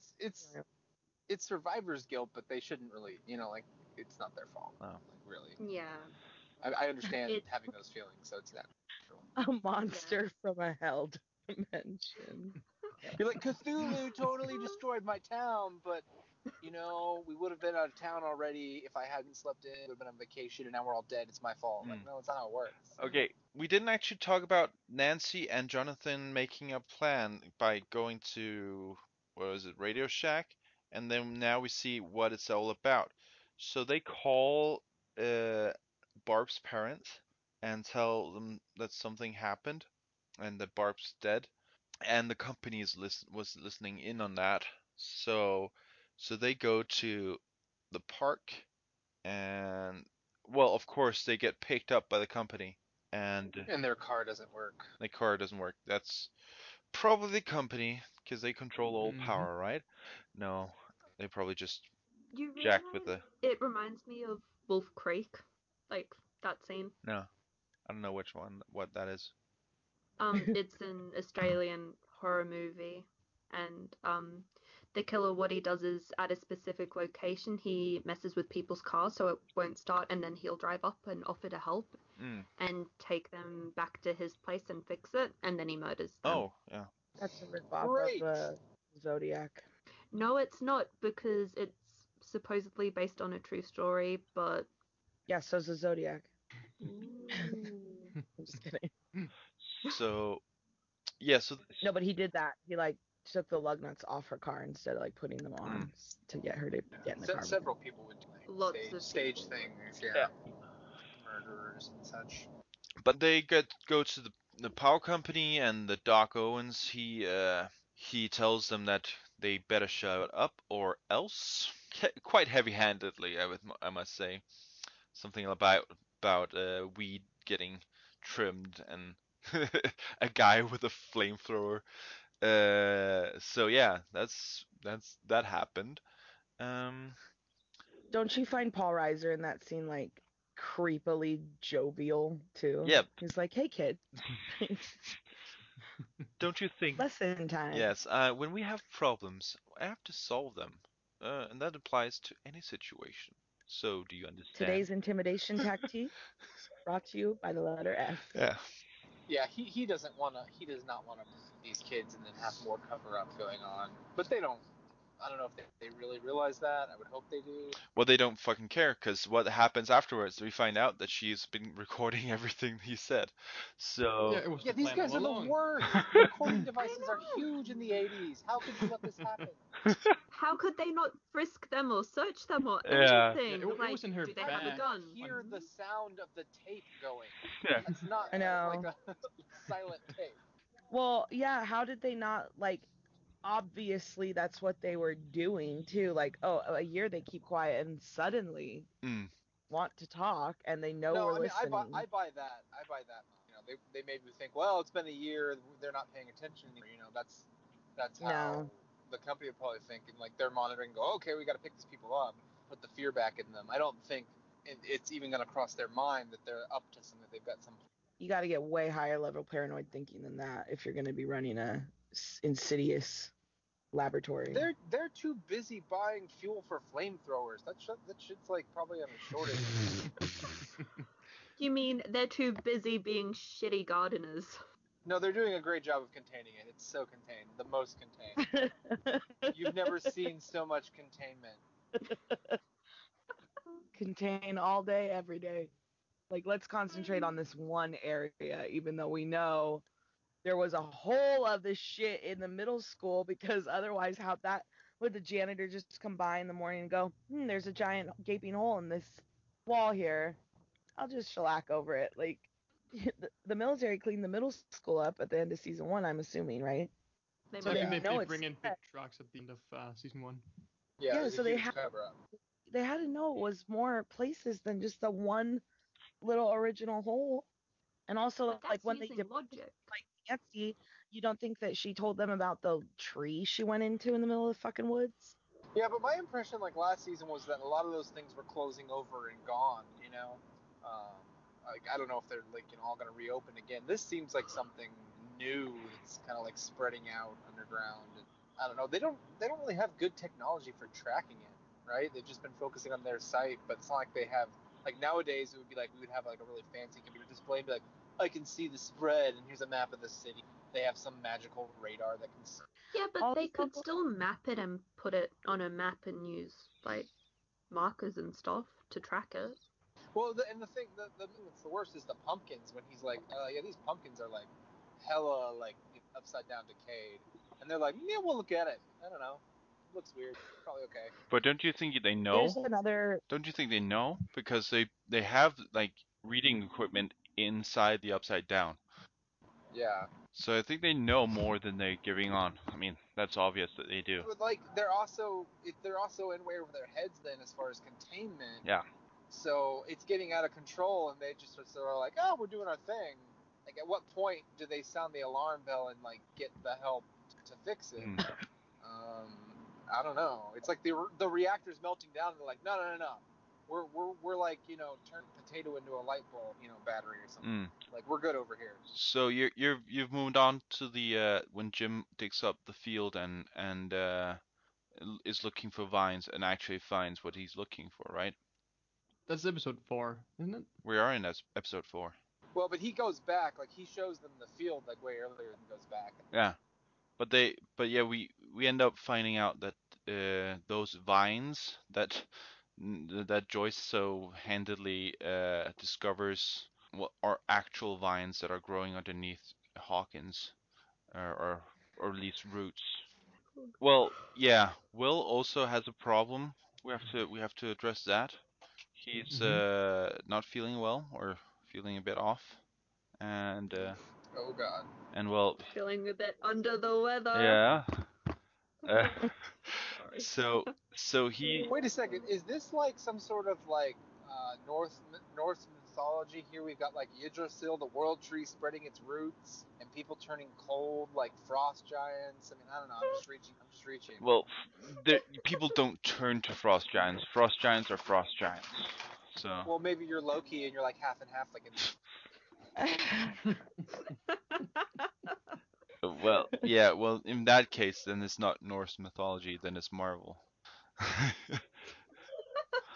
So, yeah. I mean, there might be something. I mean, every time you have some sort of great all-powerful plant or something that can be some references to real mythology, but I didn't make that connection specifically. But I wanted to make like a note of that when Will comes home and he opens up to Joyce about what's happening, and she's like, that's another great cliche breaking. Yeah. Like no secrecy bullshit. Yeah. And she's just like, okay, wow, you're also quite cold. Let's take a hot bath. And he's like, no, I do not want. He does not like the warmth. He likes it cold or something. Yeah. And then it's just like. And that's where I shit my pants as a parent. Yeah. I'm saying. Yeah. That's where you call your church and get an exorcism. Yes, exactly. That's the point. But then again, we've all heard about stories when young kids say super creepy stuff without any prompting. So I was just like, this is in that. I mean, I know this is for the story purposes, but it also just reminds me of like small kids saying, "Mommy and Daddy is soon gonna be angels." Stuff like that. So yeah, they're creepy. not gonna murder you at all. So yeah. I'm not gonna lie. There's been so many times with my kid, like not so much now, but when he was younger, where he'd say creepy shit. Not quite like that, but I'm just like in my mind, I'm like, are you gonna kill me? It's all for you, Damien. Yeah. Could you imagine if you have like a heap of kids, like 4 or something, and there's like you and your partner, and then you're like, we're overrun, and they're all saying creepy shit. They're all possessed. Well, even like my cats too. I've looked at my cats before, and like they're staring at me, and I'm like, are you gonna kill me in the night? Like. Are you evil? They're probably sizing you up in case you die. Yeah.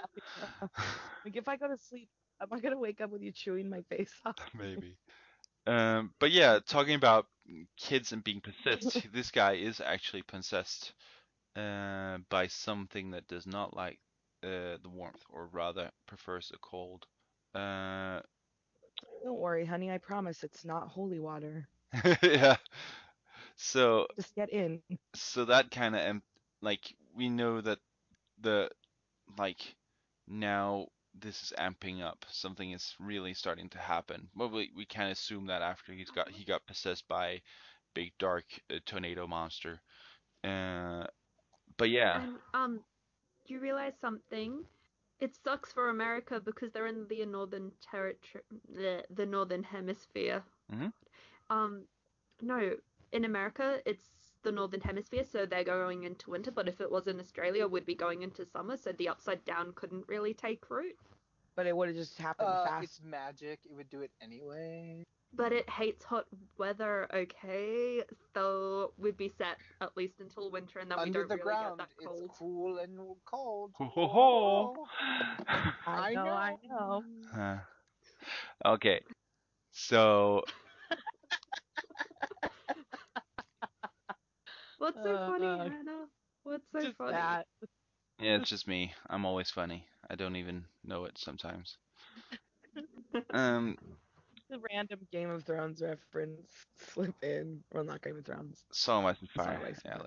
let's keep the two things Keep separate. it real. Keep it separate. Like peas and corn. And carrots? Corn. Yeah, mashed not- potato. Peas and Not corn. potatoes. You know. Okay, whatever. What are you talking about? Majs og ærter. Men, de må ikke røre hinanden. Oh, I zoned out for like a minute. And Not a goddamn potato in there. Okay, so she connects the dots, finds out that it's everything is supposed to be like that, and Jim automatically thinks this is vines, and he's like, okay, what am I gonna do? Am I gonna go to the power company and talk about this, or am I going to a stupid field and growing like I'm digging a big hole, hoping that I might find something? And then he finds something. That's not the problem, but to me, it sounded like he was digging into some sort of big vein or something very, but it ended up just being like a tunnel with some vines around it, right? Right? yeah, on top of it, which Maybe makes it's a bomb maybe so. shelter. I mean, it was less impressive than I hoped it would be. I'm just saying. You didn't find it creepy? Oh, No. I hate confined spaces. Every scene down there. Nope. Okay. Yeah, I also like, why is he going rogue by himself? Yeah, that was a little weird. But he does that all the time. It's just a personality flaw now. Why not even just give them a heads up at the power station and be like, hey, bruh, we think this is going to happen. Good luck. I'm gonna go do some other stuff right now. Yeah. Did you also think that the little orifice that spews shit at him, it reminded me of the bog of eternal stench in the labyrinth? I hadn't made the connection. No. The little.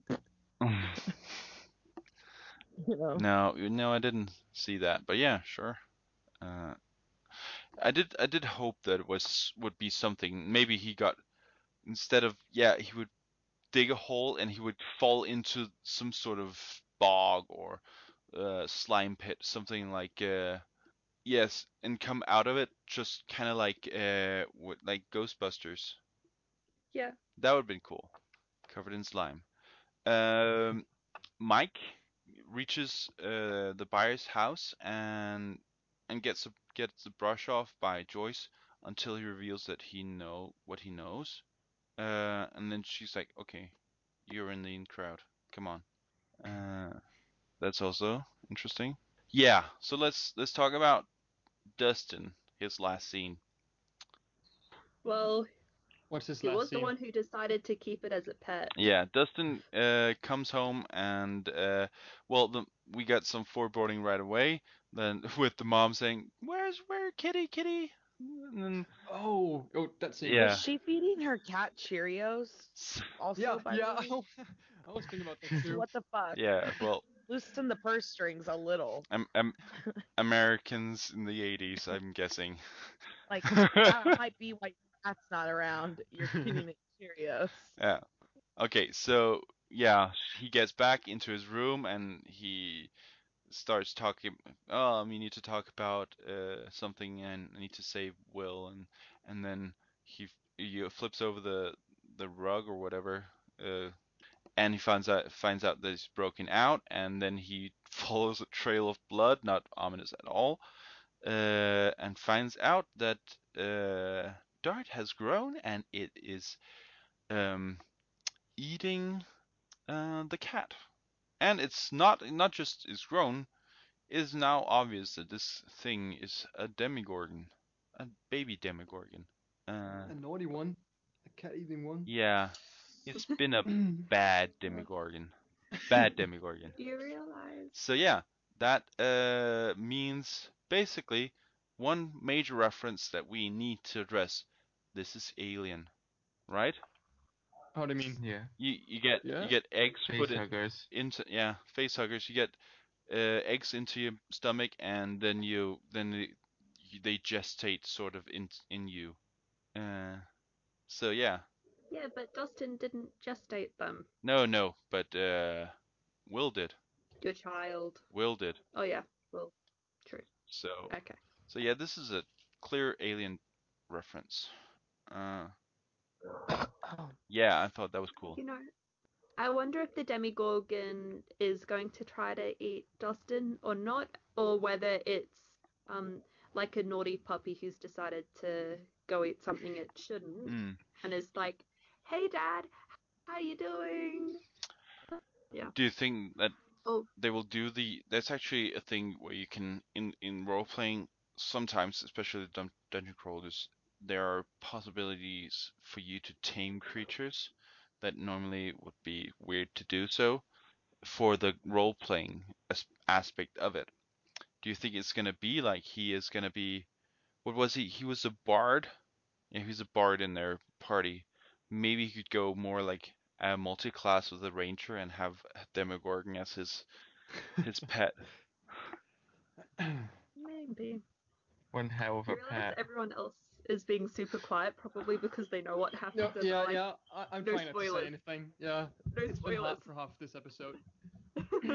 Yeah, okay. Oh, okay. But yeah, I don't know. Because as well, the Demigorgon might also go all baby snake and try to eat Dustin now that it's big enough as well. So we'll see. Now that it has teeth, like Dustin. What? Yeah. Oh my god. We haven't mentioned Dustin's teeth yet. We've talked about hair a lot, but no teeth. Come on, That would- Dustin's a cutie. Leave him be. Yeah, that would be superficial. That would be superficial to talk about teeth, right? Hair is superficial too. Yeah, but you can change your hair, and it's more Dustin. The kid who plays him can't really change his teeth, but the hairstylist can change what they're doing and putting on Millie Bobby Brown's head. Now you have to make it serious, Sarah. That's not. God damn it! It's not my fault they did an awful job with her hair. Ugh. But yeah, I think Adam was being slightly sarcastic. Yep. I don't know. I really don't know about that. About what? About the whole Demogorgon thingy majig. And yeah.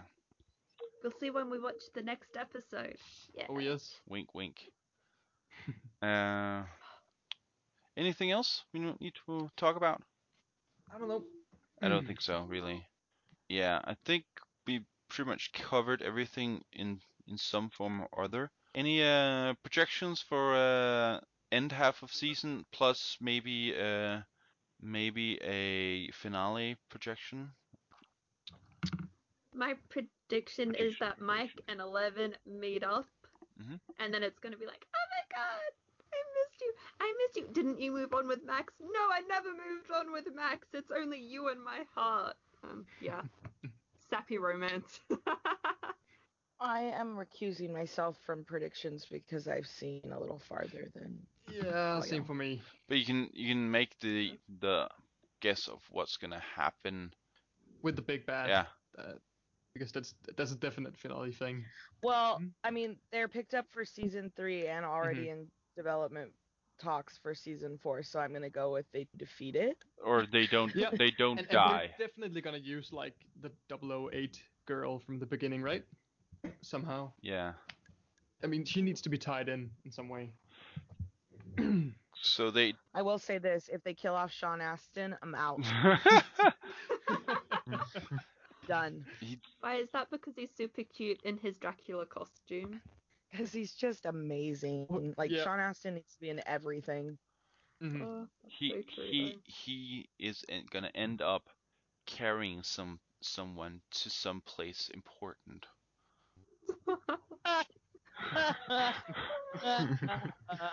Oh, oh, Joyce, I can't carry it myself, but I can sure carry you. Oh, but it's more likely that he'll carry Will because Will's the one who's Yeah, the ring acting bearer. super sick and Yeah. freaky like Frodo. Yeah, he's a ring bearer. That's sure, for sure. But I was just mentioning Joyce because that's the first name that came into my head. Okay. It works. Yeah. It works. Okay. Yeah. Well, I think also people will survive. Most people will survive. I'm not sure if this is the kind of series that kills off people, not like main characters. They kill off anyone like really special last season? Nope.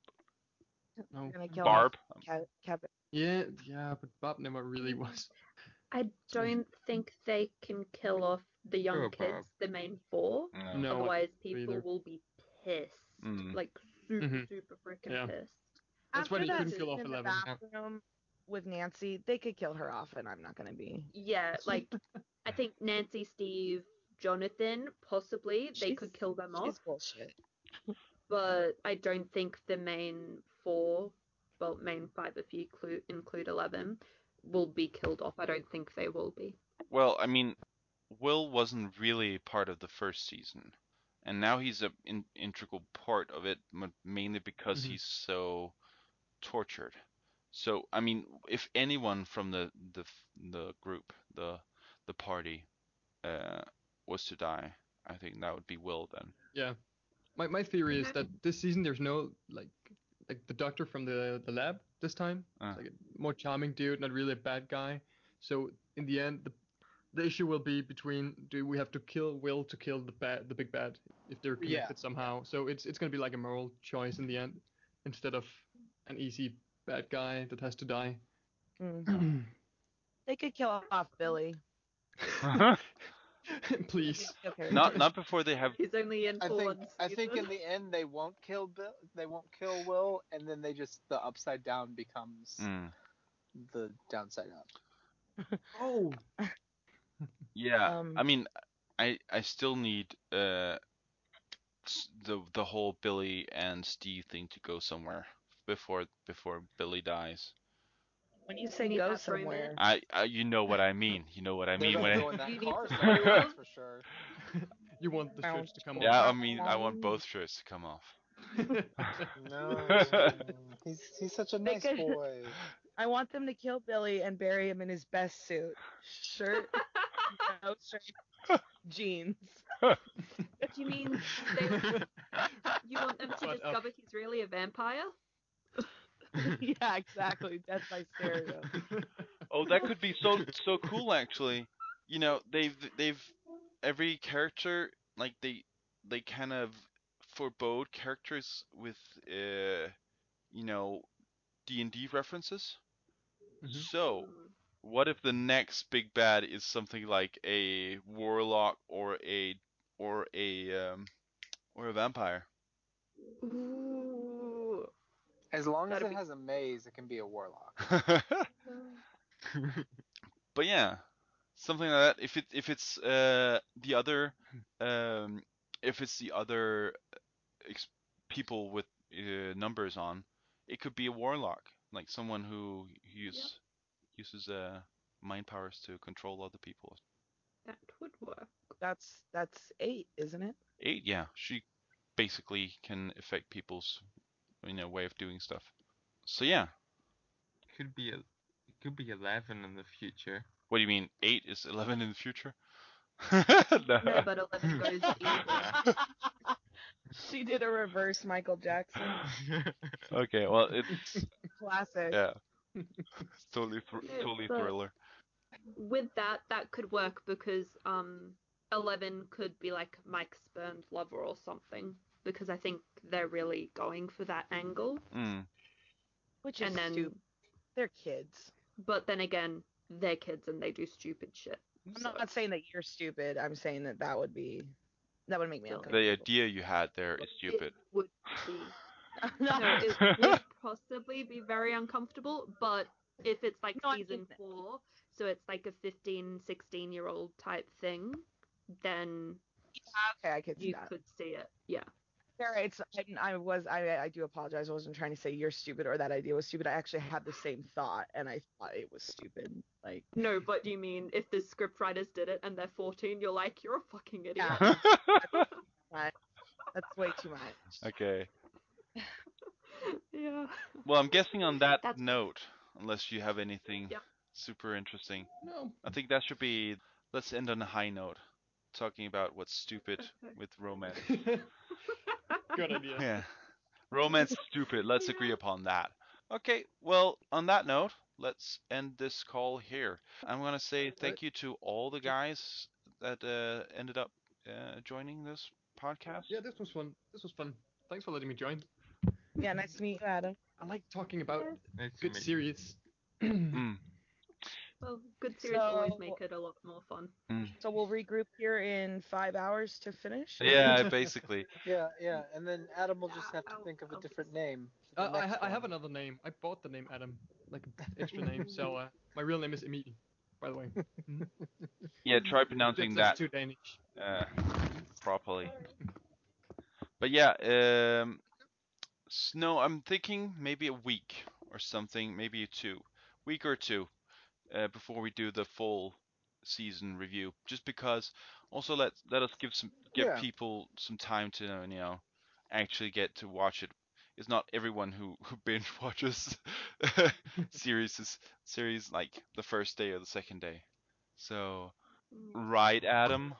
You're not. I'm gonna watch it a second time before. Sure. Yes. Okay. Well, yeah. So thank you guys for joining me, and thank you listeners for tuning in. We can be found on YouTube once in a while when we feel like it.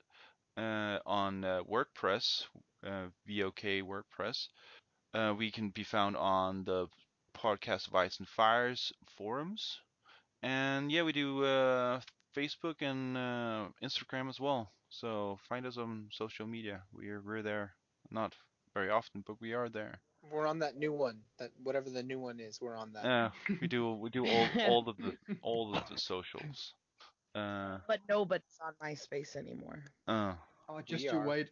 It's gonna be retro in a few years. Probably will be. So yeah. Thank you and goodbye. You too. Goodbye. Bye, Patrick. Thank you. Yeah.